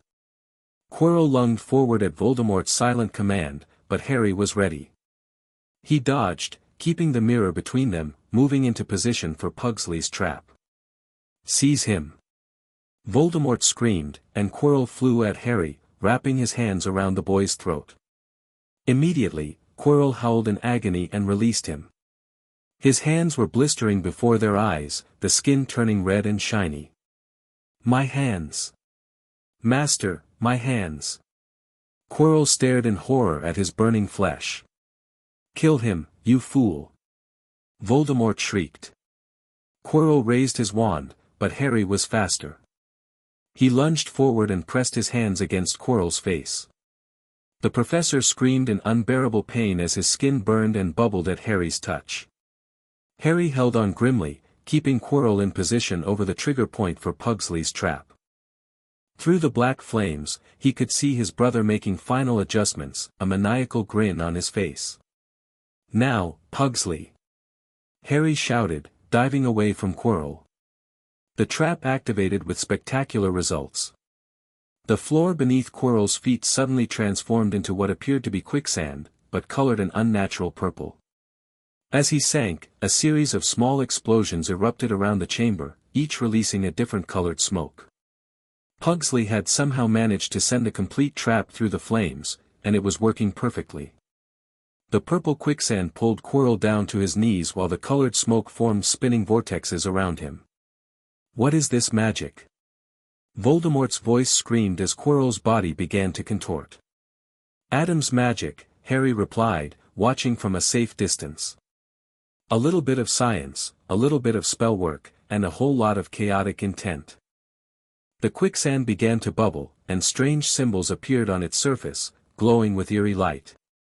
The smoke vortexes tightened around Quirrell, who was now screaming in both his voice and Voldemort's. The best part, Harry continued conversationally as the chaos intensified, is that it's specifically designed to target possession. My brother's a genius with these things. The trap reached its spectacular climax as the quicksand suddenly solidified, trapping Quirrell in place, while the smoke condensed into a single swirling mass that attached itself to the back of his head, directly onto Voldemort's face. An unearthly howl filled the chamber as the smoke forced itself into Voldemort's mouth, nose, and eyes. The face on the back of Quirrell's head began to bubble and distort, the features melting like wax in a fire. No! Voldemort's voice was now gurgling, as if speaking through liquid. What is happening? Family secret, Harry said, backing away as the final phase of the trap began. But I think you're about to get evicted. With a sound like a thunderclap, a shock wave of magic burst from Quirrell's body. The professor collapsed, unconscious, while a dark, wraith-like shape was violently expelled from him. The wraith, Voldemort's spirit form, screamed in fury and pain as it was caught in a vortex of Pugsley's creation, spun faster and faster until it was stretched thin as paper. Then, with a final, anticlimactic pop, the wraith vanished through the ceiling. Did we kill him? Harry asked as Pugsley rushed through the now extinguished flames. Doubt it, Pugsley said, examining his handiwork with professional pride. Just banished him temporarily. He's too connected to this world to be destroyed that easily. But he won't be possessing anyone else for a while. Harry looked down at the unconscious Quirrell, whose face was blistered from Harry's touch, but otherwise intact. Will he live? Probably, Pugsley shrugged. The possession damage might be permanent though. Hard to share your body with a Dark Lord without some side effects. Harry pulled the Philosopher's Stone from his pocket, examining its blood-red surface. At least we kept this safe. And more importantly, Pugsley grinned, we proved the theory. Voldemort can be pranked. Despite the seriousness of the situation, Harry couldn't help but laugh.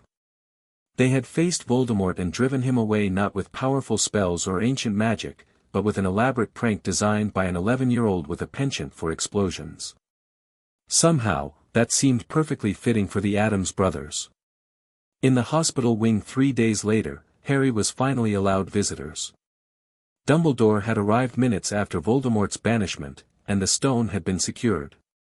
Now, Pugsley, Ron, and Hermione gathered around Harry's bed, eager to hear Dumbledore's explanation of events. He said the love protection from my mother is what made Quirrell unable to touch me, Harry explained. And that's what gave our trap the extra power it needed. Love magic combined with chaos magic, Pugsley nodded thoughtfully. No wonder it worked so well. We should write to Uncle Fester about this discovery. And Dumbledore's destroying the stone, Harry continued. He and Flamel agreed it's too dangerous. What about Quirrell? Hermione asked. He'll live, but his mind is damaged. Being possessed by Voldemort and then having him forcibly ripped out left permanent effects. And you know. Voldemort? Ron asked, still struggling with the name. Still out there, Harry said grimly. Dumbledore thinks he'll try to find another way to return to power. So our prank worked, but it didn't finish him, Pugsley summarized. Which means. We need more pranks, Harry finished, a gleam in his eye that matched his brother's. Bigger, better pranks for when he returns. You're both mental, Ron said, shaking his head. Absolutely barking. But they're right, Hermione said thoughtfully. Conventional magic didn't stop you-know-who before. Maybe unconventional methods are exactly what we need. Plus, Pugsley added with a wicked grin, it's more fun this way. As they laughed and began planning for the future, Harry thought about how far they'd come since arriving at Hogwarts.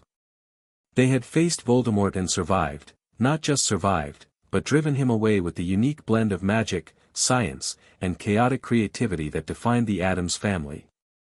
Morticia had been right in her letter, Addamses didn't flee from danger.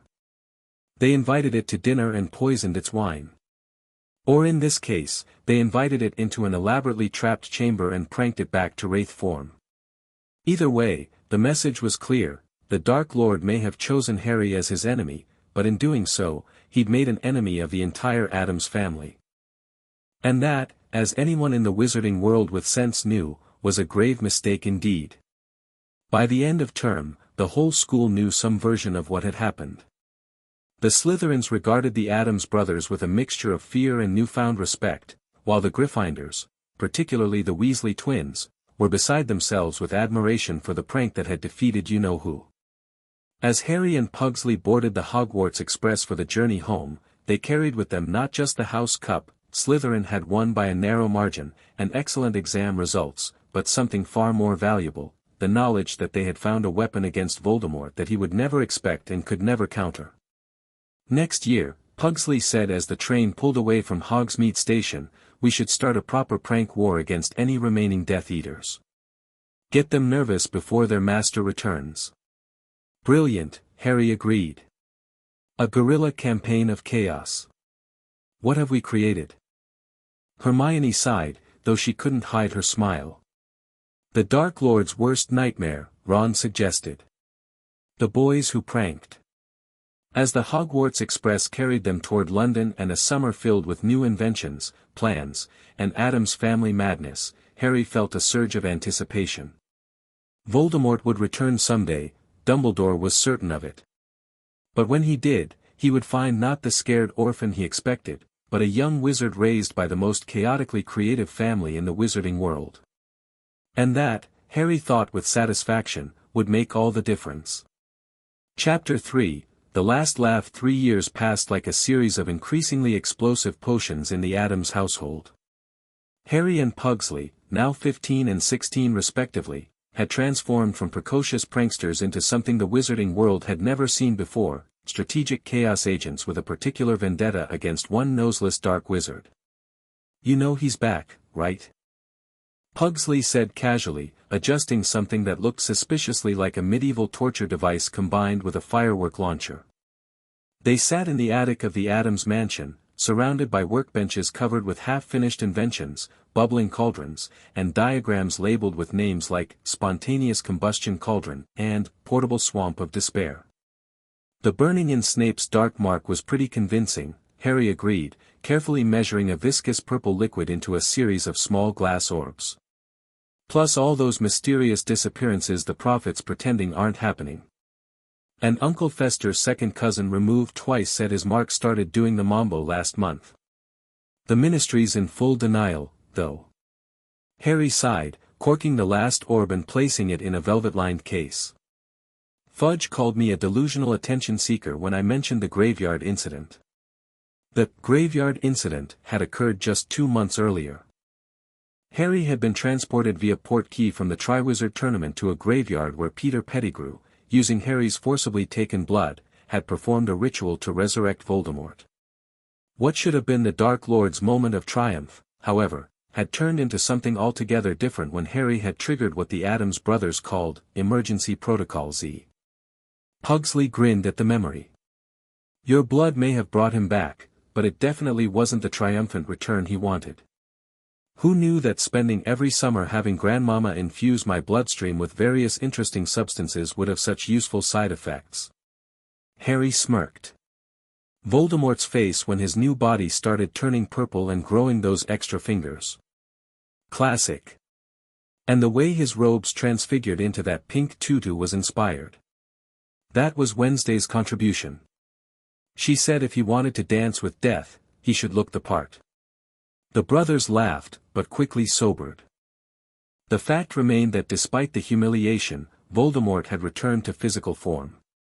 Misshapen, slightly psychedelic, and sporting random extra appendages that appeared and disappeared without warning, but corporeal nonetheless. He's gathering followers, Harry said, his green eyes darkening. The old Death Eaters are returning to his side. The ones that can still walk after our 2-year guerrilla pranking campaign, Pugsley amended with dark satisfaction. That campaign had been their project since their 3rd year at Hogwarts. Using intelligence from Snape, who had developed a reluctant respect for their methods, the Marauder's map, and the family's extensive underworld contacts, the Addams brothers had systematically targeted known Death Eaters with increasingly elaborate pranks. Lucius Malfoy still walked with a limp after the spontaneously combusting carpet incident at the Ministry. The Caro siblings had developed a pathological fear of silverware following what the Daily Prophet had dubbed the animate cutlery catastrophe. And no one quite knew what had happened to Walden McNair, but the axe-wielding executioner now reportedly burst into tears at the sight of any garden gnome. You think he'll come for us directly? Pugsley asked, tightening a bolt on his contraption with a wrench that occasionally tried to bite his fingers. He has to, Harry replied confidently. We've embarrassed him too many times. His blood ritual backfired spectacularly, half his inner circle jumps at shadows thanks to us, and we've basically turned him into a walking punchline. The Violet Volunteer, Pugsley nodded solemnly, referring to the nickname the Daily Prophet's Underground edition had given Voldemort after witnesses reported his new body's tendency to turn vibrant purple when agitated. Has a nice ring to it. A knock at the door interrupted them. Lurch poked his head in, groaning something unintelligible to normal ears. Dinner in 5 minutes. Thanks, Lurch, Harry translated. The butler groaned again, holding up a black envelope sealed with what appeared to be actual blood. Special delivery.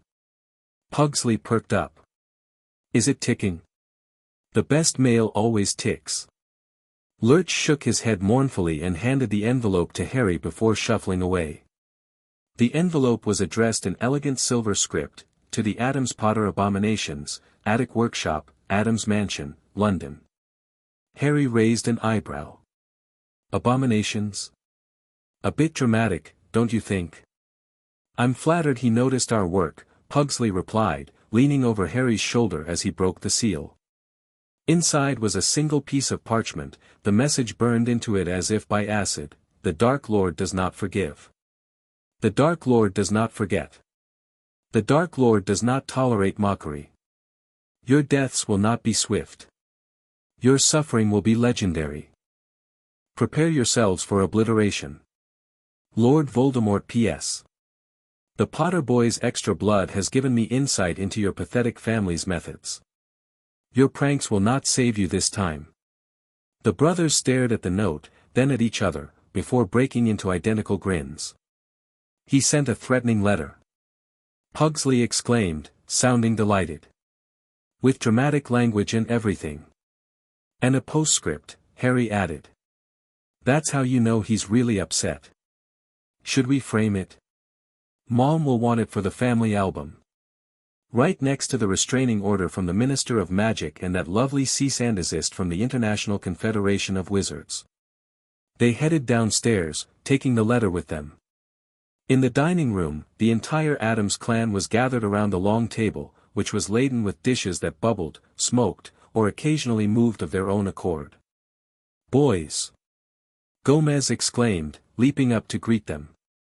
He was as energetic as ever, his mustache perhaps a touch more gray but his eyes still manic with enthusiasm. "Just in time. Grandmama has prepared her famous toadstool surprise." "The surprise is that it's not toadstool," Grandmama cackled from the end of the table. "It's a rare fungus from the Amazon that causes vivid hallucinations and minor levitation." "Sounds delicious," Harry said sincerely, taking his seat. Morticia glided over, elegant as always in her tight black dress. "You look excited, darlings. Something delightful happened." "We got a death threat from Voldemort," Pugsley announced proudly, passing the letter to his mother. "How marvelous." Morticia's pale face lit up as she scanned the parchment. "Gomez, look. He's threatening the boys with legendary suffering." "That's my boys." Gomez beamed with paternal pride. 15 and 16, and already with mortal enemies in high places. "Why, I was 18 before my first death threat from a dark wizard." Wednesday, now 13 and even more morbid than before, looked up from where she was dissecting her meal with surgical precision. "Does this mean we're finally going to kill him for real?" "Not kill, Wednesday," Morticia corrected gently. "The Addams family doesn't kill. We traumatize, humiliate, and occasionally transfigure," Uncle Fester clarified, his bald head gleaming in the candlelight. "Death is too quick." "Besides," Harry added, helping himself to a serving of something green that hissed when he touched it with his fork, "we've been working on something much more interesting than mere death." "The ultimate prank," Pugsley said reverently. "The final Voldemort vacation package," Harry continued. "Complete obliteration of dignity, power, and magical ability," they finished together. Gomez clapped his hands in delight. "Magnificent." "And the preparations?" "Almost complete," Harry confirmed. "We've been developing it for years, gathering components, testing individual elements. We just need to finalize the delivery method," Pugsley added. "Something big enough to handle all his Horcruxes at once." Silence fell around the table. The Horcruxes had been a recent discovery, thanks to a combination of Dumbledore's research, the family library's extensive section on soul magic most foul, and a particularly illuminating conversation with the ghost of Great-Aunt Morgana, who had apparently dated a young Tom Riddle before he went full megalomaniac. "You found them all?" Morticia asked softly. Harry nodded. "The diary was destroyed in our second year. The ring is secured at Hogwarts. The locket was in Grimmauld Place, Sirius found it. The cup we recovered from the Lestrange vault with the goblin's help. They were very cooperative after we showed them Uncle Fester's gold-transmuting fungi," Pugsley interjected. "Turns out they hate Horcruxes even more than wand carriers."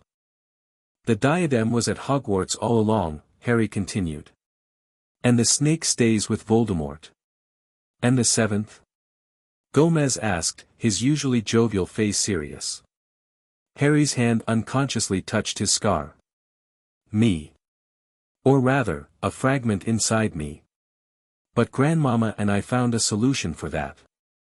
"Blood magic transfer ritual," Grandmama cackled.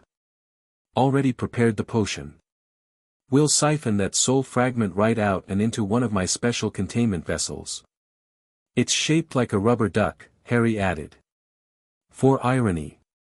"Perfect." Gomez was back to his exuberant self. "So you'll have all 7 Horcruxes contained and ready for the final prank." "That's the plan," Pugsley confirmed. "We just need to execute it before Voldemort attacks," which based on his letter, a tremendous explosion shook the house, sending plates rattling and dust raining from the ceiling. Thing, who had been serving drinks, took shelter under a napkin. "Might be sooner than we thought," Harry finished dryly. Wednesday peered out the window. There are people in black robes and white masks on the front lawn. They're trying to get through the gate. Death Eaters, Harry confirmed, pushing back from the table. Looks like dinner will have to wait.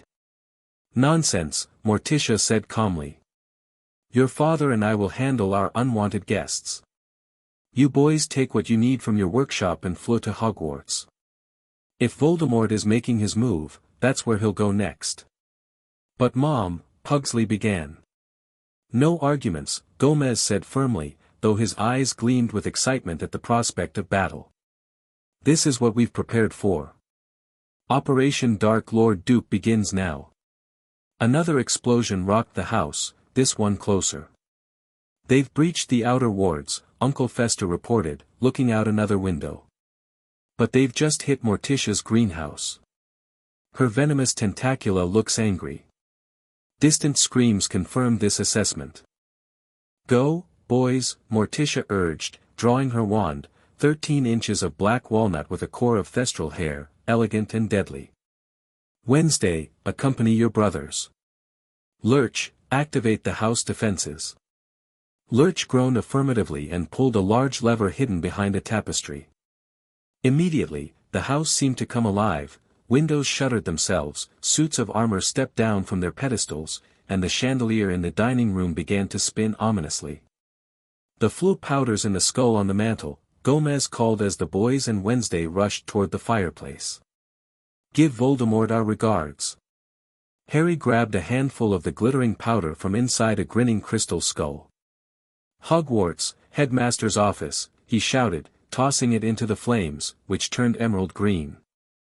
The last thing he saw before stepping into the fire was his parents standing back to back, wands drawn and identical expressions of anticipation on their faces as the front door began to splinter inward. They tumbled out of the fireplace into Dumbledore's office, coughing on ash and soot. Ah, the Addams siblings, Dumbledore said calmly, as if he'd been expecting them. He sat behind his desk, looking grave but unsurprised. Right on time. Voldemort's making his move, Harry said without preamble, brushing ash from his clothes. Death Eaters just attacked the mansion. Mom and Dad are handling it, Pugsley added. But we think it's a diversion. His real target is here. Indeed, Dumbledore nodded. Our intelligence suggests Tom has been gathering his forces for a major assault on Hogwarts. Professor Snape warned us just an hour ago. Is the school evacuated? Wednesday asked, her normally deadpan voice tinged with rare concern. Most students have been sent home for the Easter holidays, Dumbledore replied. Those remaining are being moved to secure locations within the castle. The Order of the Phoenix has been summoned. We need to prepare the defenses, Harry said, already moving toward the door.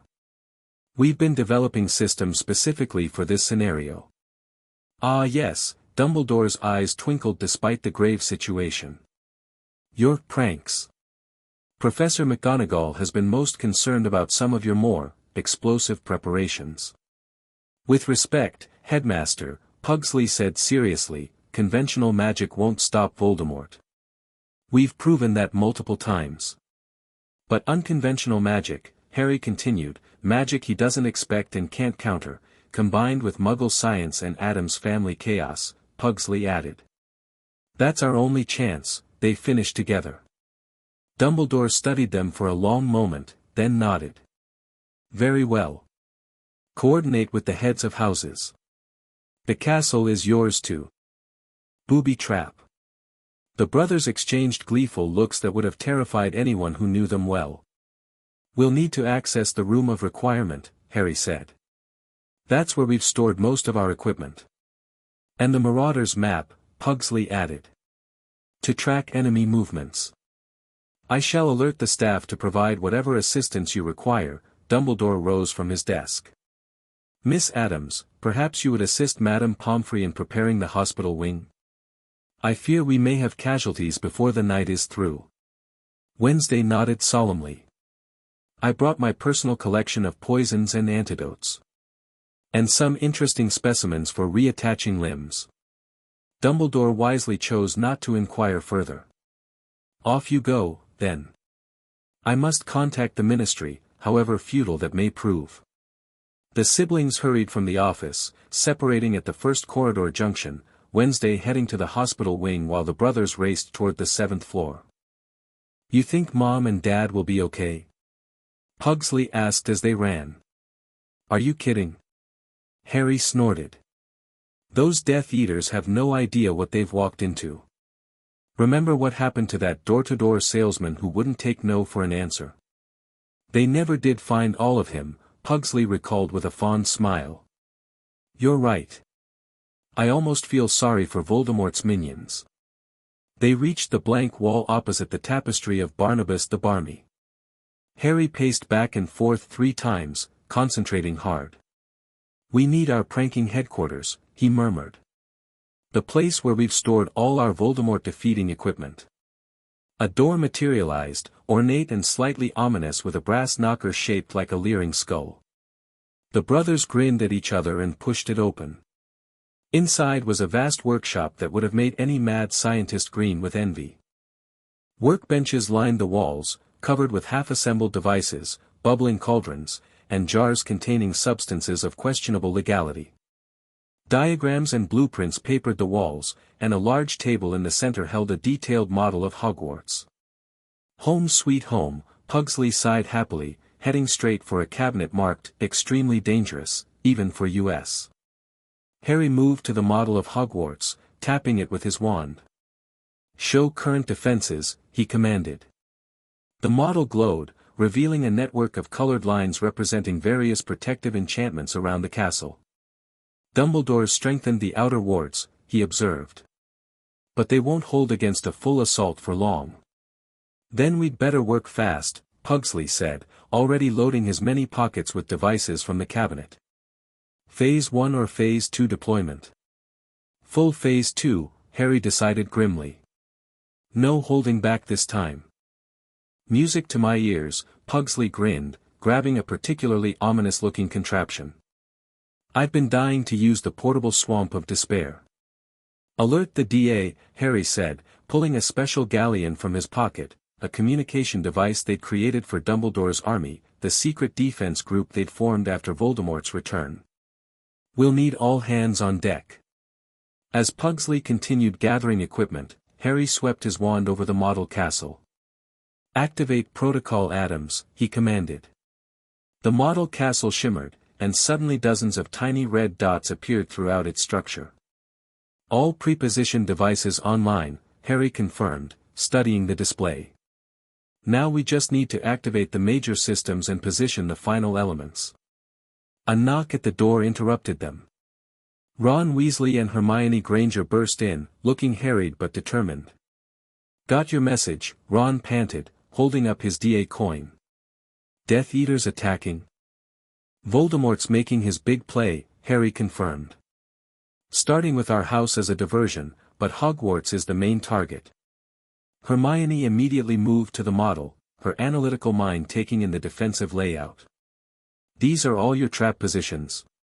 There must be hundreds. 472, to be exact, Pugsley said proudly. Plus another 50 will deploy tactically during the battle. Blimey, Ron breathed, looking impressed despite his obvious anxiety. You've been planning this for years, haven't you? Since our first year, Harry confirmed. Every holiday, every Hogsmeade weekend, every free moment, we've been preparing for this day. The ultimate prank, Pugsley added reverently. The one that ends Voldemort for good. But you need our help, Hermione guessed, already rolling up her sleeves. We need everyone, Harry said. The DA, the professors, the Order, anyone who can hold a wand or set a tripwire. What about the Horcruxes? Hermione asked quietly. Dumbledore said they all need to be destroyed before Voldemort can be truly defeated. Harry and Pugsley exchanged meaningful looks. We've got something special planned for those, Harry said with a dangerous smile. Something even Voldemort won't see coming. I'm almost afraid to ask, Ron muttered. You should be, Pugsley grinned, tossing him a small device that looked like a cross between a sneakoscope and a miniature guillotine. Now, who's ready to make magical history? The next hour passed in a flurry of activity as the Addams brothers, assisted by the DA members, deployed their elaborate defenses throughout the castle. Fred and George Weasley, who had returned from their joke shop to join the fight, were particularly enthusiastic about the brothers' inventions. "This is genius," Fred declared, examining a device Pugsley called the Instant Identity Crisis, a small orb that, when triggered, forced anyone in its radius to believe they were someone else for 10 crucial minutes. "Pure evil genius," George agreed, helping to position a series of what appeared to be ordinary floor tiles but were actually pressure-sensitive triggers for a cascade of increasingly unpleasant hexes. McGonagall, initially skeptical, had been won over when Harry demonstrated the tactical advantages of their Transfiguration Trap Network, a system that used Hogwarts' own semi-sentient magic to transform parts of the castle into offensive weapons. "I must admit, Potter Addams," she said, watching as a corridor briefly transformed its stone floor into a series of snapping jaws before reverting to normal, "your methods are unorthodox, but effective." "That's the Addams family motto," Pugsley replied cheerfully. "Well, one of them. The official one is, we gladly feast on those who would subdue us, but unorthodox but effective, works too." Even Snape, normally disdainful of anything associated with Harry, had contributed several particularly nasty potion-based traps to the defense network. His Essence of Nightmares, a mist that caused anyone who breathed it to hallucinate their worst fears, had been integrated into the dungeon defenses. "Your adoptive family's influence has been significant," he told Harry in a rare moment of almost approval. "Your biological father would have relied solely on brute force and Gryffindor bravado." "High praise from you, Professor," Harry grinned. "I'll take it." As twilight fell, they gathered in the Great Hall for a final briefing. The tables had been pushed aside, and in their place stood a large tactical display similar to the one in the Room of Requirement. Order members, professors, and senior DA students clustered around it as Harry outlined the defense plan. "Outer perimeter is set with detection charms and the first wave of surprises," he explained, pointing to the grounds surrounding the castle.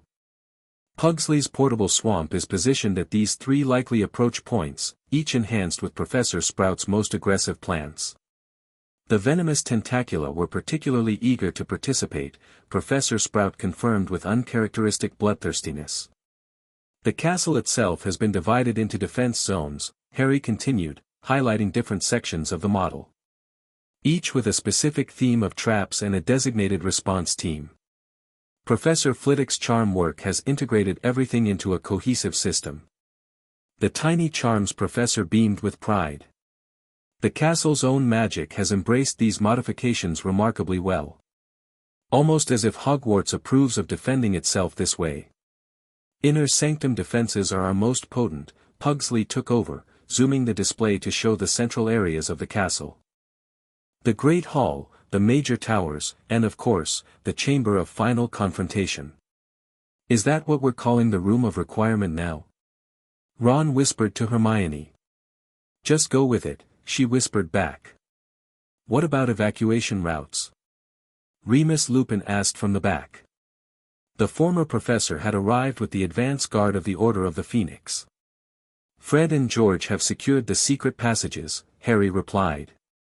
"Any students or wounded can be evacuated through the tunnel to Honeydukes if necessary. Aberforth is standing by at the Hog's Head as well." "And our offensive capabilities?" Mad-Eye Moody growled, his magical eye spinning wildly as it examined the model. Pugsley's face lit up with the manic grin that always made sensible people take several steps back. "I thought you'd never ask." He flicked his wand, and the display shifted to show detailed diagrams of what could only be described as weapons of magical mass destruction. "The Addams Arsenal," he announced proudly. 3 years in development, combining the worst of wizard magic with the best of Muggle science, all enhanced with Addams family chaos principles. "Merlin's beard," someone muttered as the diagrams rotated to show devices ranging from modified caterwauling cannons to what appeared to be a mechanical octopus with wand attachments at the end of each tentacle. "Is that a trebuchet?" Professor Vector asked, pointing to a particularly large contraption on one tower. Enchanted medieval mayhem launcher, Harry corrected. It throws instant portable holes. Anyone who falls and gets transported to our special holding area. Which is? McGonagall asked warily. A pocket dimension filled with endless reruns of Muggle children's television shows, Pugsley explained. Particularly the ones with catchy songs about sharing and caring. Several Death Eaters who had experienced the brothers' pranks before had reportedly developed nervous twitches at the mere sound of children singing. These defenses are impressive, Kingsley Shacklebolt acknowledged, his deep voice thoughtful. But what about Voldemort himself? His magical power is considerable. A hush fell over the room. This was the question everyone had been avoiding. Harry and Pugsley exchanged looks before Harry spoke. Voldemort is our responsibility, he said quietly.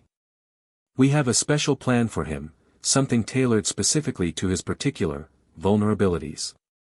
Including the Horcruxes? Dumbledore asked, joining the conversation for the first time. Especially the Horcruxes, Pugsley confirmed with a smirk. They're actually the key to the whole plan. Before anyone could question them further, a high, piercing alarm sounded throughout the castle. Perimeter breach, Harry announced, checking a device on his wrist that resembled a watch but with far too many hands and symbols.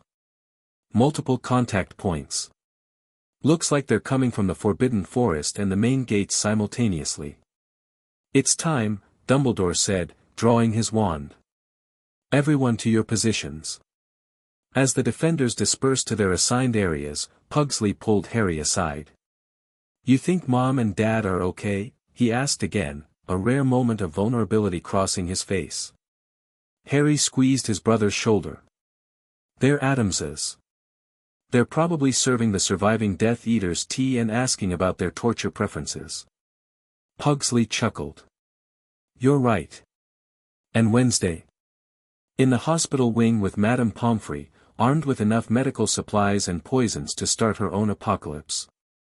She'll be fine. Then let's go greet our guest of honor, Pugsley grinned, his moment of concern passing. I've been waiting years to see his face when the collapsing corridor of confusion activates. From the astronomy tower, Harry and Pugsley had a perfect view of the approaching army. Hundreds of dark figures emerged from the Forbidden Forest, led by the distinctive white-blonde heads of the Malfoys. At the main gates, another contingent approached, giants lumbering among the black-robed Death Eaters. But it was the central figure that drew all eyes, taller than the others, moving with inhuman grace, his skin still faintly purple in the gathering darkness. Voldemort had come in person, just as they'd predicted. Right on schedule, Harry murmured, checking his peculiar watch again. Outer defenses activating in 3, 2, 1. A series of tremendous splashes erupted across the grounds as Pugsley's portable swamps materialized beneath the advancing forces. Death Eaters suddenly found themselves waist-deep in bubbling muck that smelled suspiciously like troll dung and moved with purposeful malice. Those aren't ordinary swamps, Pugsley explained to Neville Longbottom, who had joined them as their designated plant expert. They're semi-sentient and particularly attracted to dark marks. This became immediately apparent as the swamp tendrils seemed to target specific Death Eaters, wrapping around those bearing Voldemort's brand with particular enthusiasm. The venomous tentacula integration is working perfectly, Neville observed with professional satisfaction as plant tentacles erupted from the swamp to grab fleeing Death Eaters. And the instant quicksand patches are triggering, Harry noted as several Death Eaters suddenly sank up to their necks, their expressions of shock clearly visible even at a distance. Voldemort, however, simply floated above the chaos, his face contorted with rage. With a sweeping motion of his wand, he created a shimmering path through the swamp for his followers. Phase 1 complete, Harry announced into a communication device strapped to his wrist, another Addams-modified Muggle technology that worked despite Hogwarts' anti-electronic field. Channeling successful. They're following the path of least resistance, straight into Trap Corridor Alpha. Confirmed, came Hermione's voice through the device. Monitoring team has visual. Triggering sequence in 3 minutes. Pugsley rubbed his hands together with gleeful anticipation. This is even better than the time we convinced Uncle Fester to test the rocket-powered roller skates in the British Museum.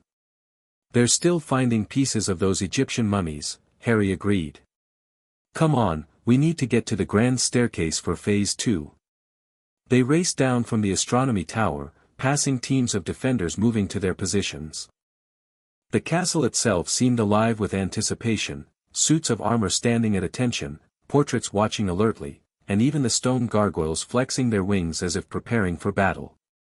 They reached the grand staircase just as a tremendous explosion shook the castle foundations. They've breached the main doors, Ron reported, joining them with a squad of DA members. But they triggered the welcome mat. The welcome mat was one of Pugsley's favorite inventions, an unassuming rug that, when stepped upon by anyone with harmful intent toward Hogwarts students, triggered a series of increasingly humiliating hexes, culminating in what he called the instant makeover. First visual confirmation. Hermione's voice crackled through the communication devices. Bellatrix Lestrange has pink hair, clown makeup, and appears to be tap dancing uncontrollably. Perfect, Pugsley said dreamily. I designed that one specially for her after what she did to Neville's parents. Voldemort's disabled the secondary welcome mat, came another report. They're advancing toward the grand staircase. Right on schedule, Harry nodded. Ron, take your team to the third-floor ambush point. We need to separate their forces. As Ron's team moved out, Harry and Pugsley prepared the grand staircase defenses, the centerpiece of their castle-wide trap network. Activation phrase? Pugsley asked, making final adjustments to a control panel hidden behind a suit of armor. We gladly feast on those who would subdue us, Harry replied with a wicked grin. Seemed appropriate.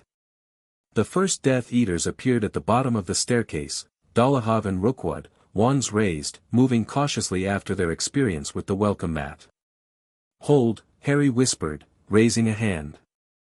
Wait until we get more of them on the stairs. More dark figures poured in, spreading out across the entrance hall and beginning to climb the massive staircase. And then, floating above them all, came Voldemort himself, his purple-tinged skin glowing faintly in the torchlight. Now, Harry said quietly. Pugsley tapped the control panel with his wand and spoke clearly, we gladly feast on those who would subdue us. For a moment, nothing happened. The Death Eaters continued their advance, some smirking at the apparent failure of the defenses. Then the grand staircase came alive. Stair sections suddenly rotated, separated, or disappeared entirely. Banisters transformed into giant serpents that wrapped around the nearest Death Eaters. Portraits on the walls began shooting jets of various colored potions, each causing different and spectacular transformations to anyone they touched. My face, shrieked Alecto Caro as her features rearranged themselves into something resembling a baboon's backside. My legs, howled Dolohov as his lower limbs fused together into a fish tail.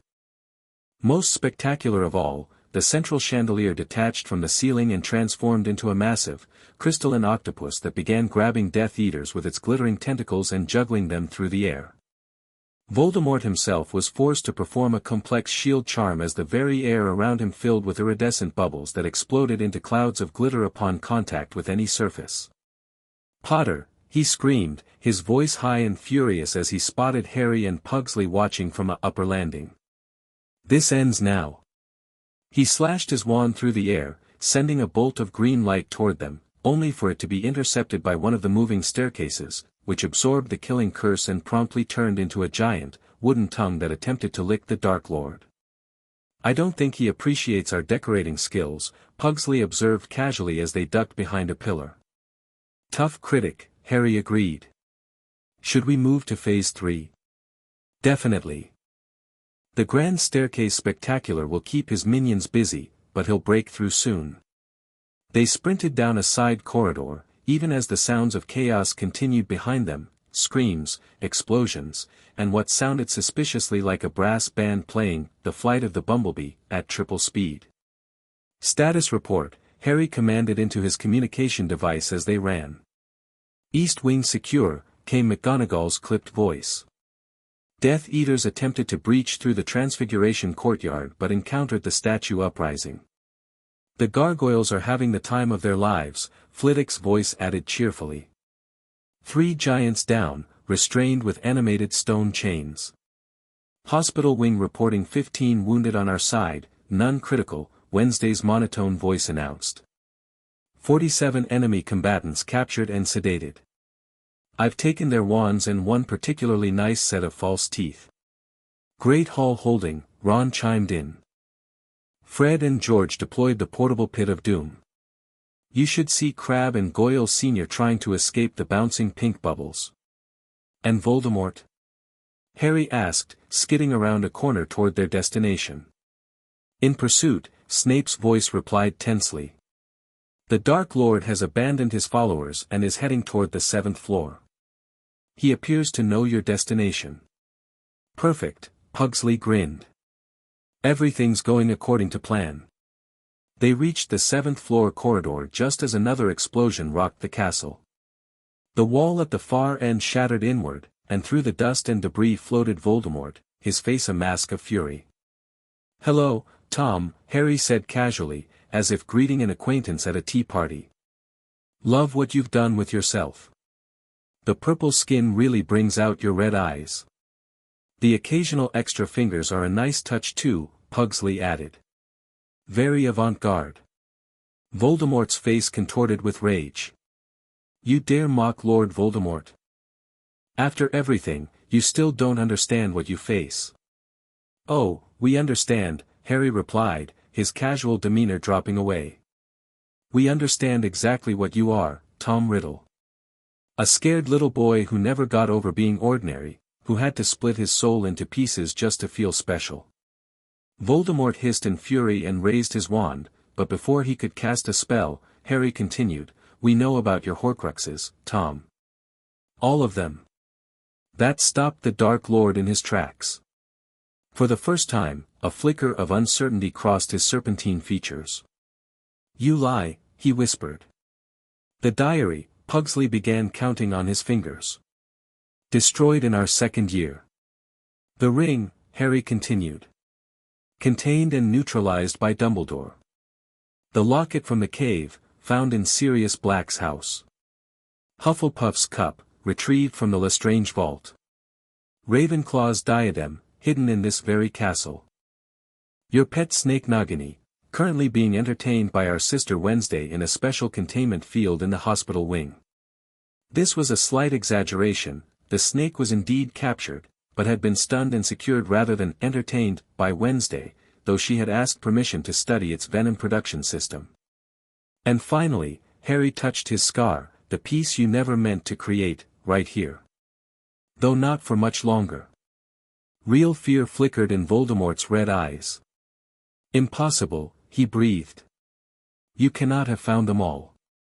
You cannot have contained them.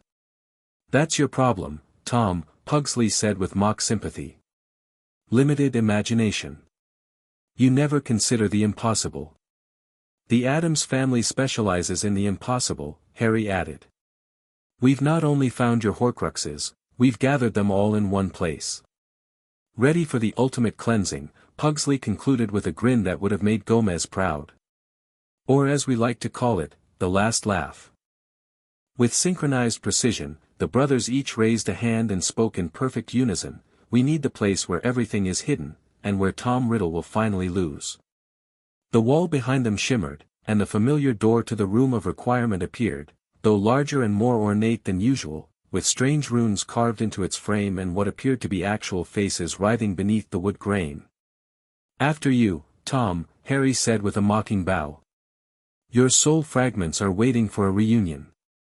Voldemort raised his wand, clearly intending to strike them down rather than enter their obvious trap, but the moment he began to cast, the castle itself seemed to intervene. The stone floor beneath him suddenly liquefied and reformed around his feet, holding him in place. The walls on either side extended stone hands to grab his arms. The castle doesn't like you, Tom, Harry explained as Pugsley opened the ominous door. It never has. But it especially doesn't like what you did to your soul. Sentient buildings have strong opinions about that sort of thing. With a scream of rage, Voldemort blasted the stone restraints apart, only to be immediately ensnared by new ones. It was clear he could free himself again, but equally clear that the castle would continue to impede him. "You have a choice," Harry said, suddenly serious. "You can keep fighting the castle and waste your magic, or you can face us directly. One final confrontation. Just us, no Death Eaters, no Order members, no Dumbledore. You and your soul fragments," Pugsley added. "All in one place." Voldemort's red eyes narrowed as he calculated his options. Pride and curiosity warred with caution on his inhuman face. "I will destroy you both," he finally hissed, blasting free of the stone hands one last time. "And then I will rebuild my Horcruxes. There will be no more games." "No more games," Harry agreed solemnly. "Just one final prank." They backed through the doorway into the Room of Requirement, and after a moment's hesitation, Voldemort followed. The room that materialized around them was unlike anything the Room of Requirement had ever created before. It was circular, with a domed ceiling that seemed to open onto the night sky despite being deep within the castle. The walls were lined with alcoves, each containing a pedestal, and in the center of the room stood an elaborate contraption that looked like a cross between a Muggle particle accelerator, a wizarding ritual circle, and something that might have been designed by Uncle Fester during a particularly inspired fever dream. Most importantly, on 6 of the pedestals around the room sat the Horcruxes, or their containers. The damaged diary, the cracked ring, the locket, the cup, the diadem, and a specially designed containment unit holding the massive snake Nagini in suspended animation. "What is this?" Voldemort demanded, though his voice held a note of uncertainty now. "This," Harry said simply, "is where Tom Riddle ends and Lord Voldemort becomes a cautionary tale. We call it the Soul Reconstitution Chamber," Pugsley added helpfully. "Patent pending." Voldemort's eyes darted from Horcrux to Horcrux, visibly calculating whether he could destroy the brothers and escape with at least some of his soul anchors. "It won't work," Harry said, reading his intention. "The moment you entered this room, the final phase began." As if on cue, the door behind Voldemort vanished, leaving only smooth wall. The pedestals holding the Horcruxes began to glow with an eerie blue light, and lines of the same luminescence spread across the floor in intricate patterns, connecting all 6 objects to the central device. "You see, Tom," Harry continued, circling slowly toward one of the few pedestals that remained empty, "we've spent years studying soul magic. Not to create Horcruxes, but to understand how to undo them. The traditional method, destruction beyond magical repair, is so unimaginative," Pugsley chimed in, moving to the final empty pedestal. "It damages the soul fragment but doesn't actually solve the fundamental problem." "Which is?" Voldemort asked despite himself, unable to contain his curiosity even in this moment of peril. "Balance," the brothers said in unison. "The universe requires balance," Harry explained. "A soul divided creates instability in the magical fabric of reality. That instability is what gave you power," Pugsley continued. "But it's also your greatest weakness. Because an unbalanced system," Harry began, "can be tipped completely with just the right push," Pugsley finished. The central device began to hum and spin, its components rotating at different speeds and angles, generating a multicolored vortex of energy above it. "You still have one Horcrux you haven't accounted for," Voldemort said, raising his wand toward Harry. "The one in your scar. I need only kill you to preserve at least part of my soul." "About that," Harry smiled, placing his hand on the empty pedestal before him. A small rubber duck materialized on it, glowing with the same blue light as the other Horcruxes. "Grandmama's ritual worked perfectly. Your soul fragment is now in this rather undignified container." "We thought the rubber duck was a nice touch," Pugsley added. "Symbolism is important in soul magic." Voldemort's eyes widened in genuine shock. "Impossible," he whispered again, but with less conviction. "You really need a broader vocabulary," Pugsley sighed. "Maybe in your next life." What are you doing? Voldemort demanded as the vortex above the central device grew larger, tendrils of energy reaching toward each Horcrux. Something that's never been done before, Harry replied. We're not destroying your Horcruxes, Tom. We're reuniting them, with you.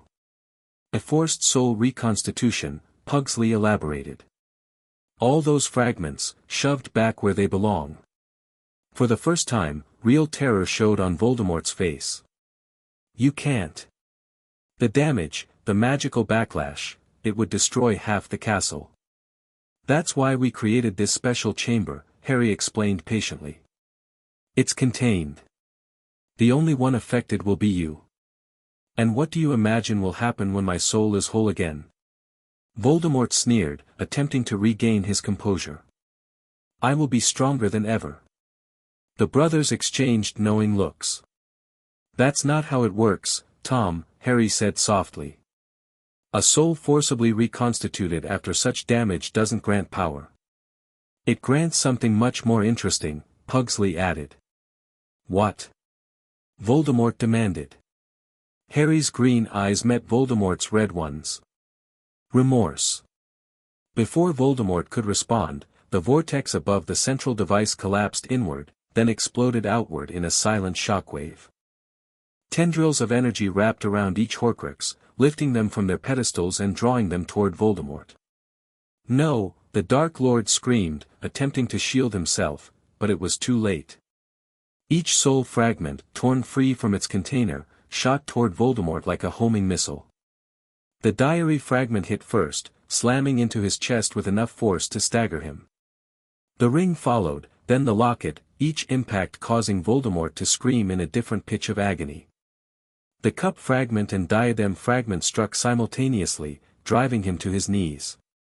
Nagini's fragment, larger than the others, circled him once like a spectral serpent before plunging into his heart. Finally, the rubber duck rose from its pedestal, the soul fragment within it straining toward its original owner. It hovered before Voldemort's face for a moment, and the Dark Lord could see, reflected in its glassy eyes, not the fearsome visage of Lord Voldemort, but the ordinary, human face of Tom Riddle. Then it too plunged forward, delivering its fragment directly to his forehead in a macabre mirror of Harry's scar. For a moment, silence filled the chamber. Voldemort knelt in the center, surrounded by the now empty Horcrux containers, his head bowed. Then he began to change. The snake-like features melted away, revealing the handsome face of Tom Riddle, aged appropriately for his 70s, but recognizably human. The purple tinge to his skin faded, the extra fingers disappeared, and his eyes, when he raised them, were no longer red but a normal, human brown. But it was his expression that had changed the most. The cold cruelty and maniacal rage were gone, replaced by something the brothers had predicted but still found shocking to witness, agonizing, soul-crushing remorse. What have I done? Tom Riddle whispered, his voice no longer high and cold but broken and human. All those people, all those lives. Exactly what we calculated, Pugsley murmured to Harry. Forced soul reconstitution creates a magical feedback loop of empathy. He's feeling every death, every torture, every moment of suffering he ever caused, Harry confirmed quietly. All at once. Tears streamed down Riddle's face as decades of suppressed humanity crashed over him in an unstoppable wave. He clutched at his chest as if his newly reformed soul was physically painful to bear. This is worse than death, he gasped, looking up at the brothers with eyes that now held full awareness of the horror he had been. How can anyone live with this? Most people don't split their soul in the first place, Harry pointed out reasonably. They process guilt and remorse in smaller, manageable doses throughout their lives. You're getting 70 years worth all at once, Pugsley added. It's going to be intense. Riddle curled into a fetal position, shuddering with sobs. Kill me, he begged. Please. I can't bear this. The brothers exchanged looks again. That would be too easy, Tom, Harry said, not unkindly but firmly. Death isn't the punishment you deserve. Living with what you've done is, Pugsley agreed. But we're not completely merciless, Harry added, pulling a small vial from his pocket. The liquid inside glowed with a soft golden light. This will dampen the emotional feedback enough that you won't go insane. You'll still feel remorse, but at a level a human mind can process. Why? Riddle asked, his voice hollow. Why show any mercy at all? Because this isn't about revenge, Harry said simply. It's about justice. And balance.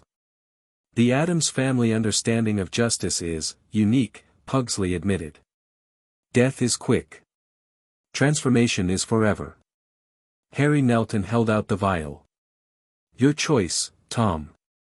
Drink this and live with manageable remorse, or don't, and let your mind shatter completely within the next few hours. With trembling hands, Riddle took the vial and drank. The effect was immediate, his features relaxed slightly, though the haunted look remained in his eyes. What happens now? He asked, his voice steadier but heavy with the weight of his crimes. Now. Pugsley grinned. Now we introduce you to the wizarding justice system. I hear Azkaban has been renovated since the Dementors left. You'll have a nice, cozy cell to contemplate your life choices. And a special magical suppression system designed just for you, Harry added. No more magic, Tom. Ever. You'll live out your days as the muggle you always feared being. The perfect punishment for the would-be pureblood supremacist, Pugsley concluded cheerfully. As they spoke, the door to the chamber reappeared. It opened to reveal Dumbledore, McGonagall, and several Aurors, all with wands drawn, expressions of shock crossing their faces as they beheld the human Tom Riddle kneeling on the floor. It's over, Harry told them simply. Voldemort is gone. This is just Tom Riddle now. How? McGonagall began, but seemed unable to find words to complete the question. The Addams method, Pugsley said proudly. Family secret. Dumbledore approached slowly, his blue eyes studying the transformed man before him. Tom, he asked cautiously. Riddle looked up, his eyes full of a sorrow so profound it was almost tangible. I remember everything, Albus, he said quietly. Everything I did. Everything I became. There are no words. No, Dumbledore agreed solemnly, there are not. He gestured to the Aurors, who moved forward to take Riddle into custody. The once fearsome Dark Lord offered no resistance, allowing himself to be magically bound and led away without a word. As he passed Harry, he paused. Your parents, he said softly. James and Lily. I'm sorry doesn't begin to cover it, but... No, Harry agreed, it doesn't. But it's a start. After Riddle had been led away, Dumbledore turned to the brothers, his expression a mixture of awe and concern. What exactly did you do to him? Soul reconstitution, Pugsley explained, beginning to dismantle the central device with practiced movements. Forced reintegration of all Horcrux fragments with the main soul piece. But the magical theory suggests that would be catastrophically dangerous, McGonagall protested. The backlash alone would normally level everything within a mile radius, Harry acknowledged. But we modified the process using principles from Muggle particle physics, wizard soul magic, and a hefty dose of Addams family chaos theory. The explosion is contained internally, Pugsley added. All that destructive energy turned inward, transforming rage into remorse. A fitting end, Dumbledore mused. Not death, but understanding. Not destruction, but transformation. Exactly, the brothers said together. And the battle? Harry asked, suddenly remembering the wider conflict. Over, McGonagall reported, a rare smile crossing her stern features. When word spread that the Dark Lord had been captured and transformed, the remaining Death Eaters either surrendered or fled. Many were already incapacitated by your various devices. Bellatrix Lestrange may never recover from the tickling tentacles, Dumbledore added, his eyes twinkling despite his serious tone. And the Malfoys have developed an interesting aversion to their own reflections after encountering what I believe you called the mirror of most embarrassing moments. That was one of Wednesday's contributions, Pugsley said proudly. Psychological warfare is her specialty. Speaking of Wednesday, Harry remembered, we should check on her and the other defenders. Any casualties on our side? Minor injuries only, thanks to your remarkable defensive preparations, Dumbledore assured him. Your sister has been most enthusiastic in her treatment methods. Several Death Eaters have already requested transfer to Azkaban instead of remaining under her care. The brothers laughed, the tension of the confrontation finally breaking. We should contact Mom and Dad too, Pugsley said. Let them know we're okay and Voldemort's been taken care of. No need, came a familiar voice from the doorway. We wouldn't miss this for the world. Morticia and Gomez Addams stood in the entrance to the chamber, looking slightly disheveled but entirely unharmed. Behind them lurked Grandmama, Uncle Fester, and Lurch, all peering curiously at the remnants of the soul reconstitution device. Mom! Dad, the brothers exclaimed, rushing to embrace their parents. My boys! Gomez beamed, crushing them in a bear hug. Taking down the darkest wizard of the age with style and panache. I've never been prouder. We came as soon as we finished with our own visitors, Morticia explained smoothly. Such enthusiastic guests, though their conversation skills declined rapidly after the first few rounds of questioning. The dungeons at home haven't seen so much use in decades, Uncle Fester added with a cackle. Reminded me of the good old days during the Wizard War of 43. Dumbledore cleared his throat, looking slightly alarmed. The Death Eaters who attacked your home are quite alive, Morticia assured him. Though perhaps wishing otherwise. We've turned them over to the proper authorities. After they experienced proper Addams family hospitality, Gomez added with a wink. Wednesday? Harry asked, looking around for his sister. Still in the hospital wing, Grandmama reported. She's developed a fascinating new potion that regrows bones in unusual configurations. The test subjects are quite vocal about the effects. McGonagall pinched the bridge of her nose, muttering something that sounded like, I'm too old for this family. As the Addams clan reunited and began excitedly comparing notes on their respective battles, Dumbledore drew Harry aside. I must admit, Harry, when you first came to Hogwarts as an Addams, I had concerns, the headmaster said quietly. Your family's reputation precedes them, and I worried their influence might lead you down a dark path. Harry waited, sensing there was more. I've never been more delighted to be wrong, Dumbledore continued, his blue eyes twinkling. You and your brother have shown me that there are many paths to defeating darkness, some considerably more creative than others. The Addams way isn't for everyone, Harry acknowledged with a smile. But it worked for us. Indeed it did, Dumbledore agreed. Though I suspect the Ministry will be creating new regulations specifically because of your methods for years to come. The highest compliment an Addams can receive, Harry grinned. Later, as the extended Addams family made their way through the battle-scarred but jubilant castle, they were met with a mixture of awe, gratitude, and healthy fear from students and order members alike. The Great Hall had been converted to a celebration space, with house elves serving food and drinks while defenders recounted their favorite moments from the battle. Did you see Neville with those animated devil's snare cuttings? Ron was telling anyone who would listen. Took down Greyback and 3 other werewolves without even using his wand. Fred and George's portable swamp combined with Pugsley's modifications was inspired, Hermione added. I've never seen quicksand change colors based on the victim's worst fear before. The Slytherin and Gryffindor common rooms collaborating on the revolving room of requirement was the highlight for me, Neville chimed in. Watching Bellatrix Lestrange spin like a deranged ballerina while the floor kept changing textures beneath her. The Addams family found seats at a table, immediately becoming the center of attention as defenders came over to congratulate them or ask questions about their inventions. Will you be marketing any of these devices? Fred asked hopefully, eyeing the various gadgets still filling Pugsley's many pockets. Our father might be interested in discussing business opportunities, George added. Weasley's wizard wheezes could use an Addams touch. "We'll talk," Pugsley promised.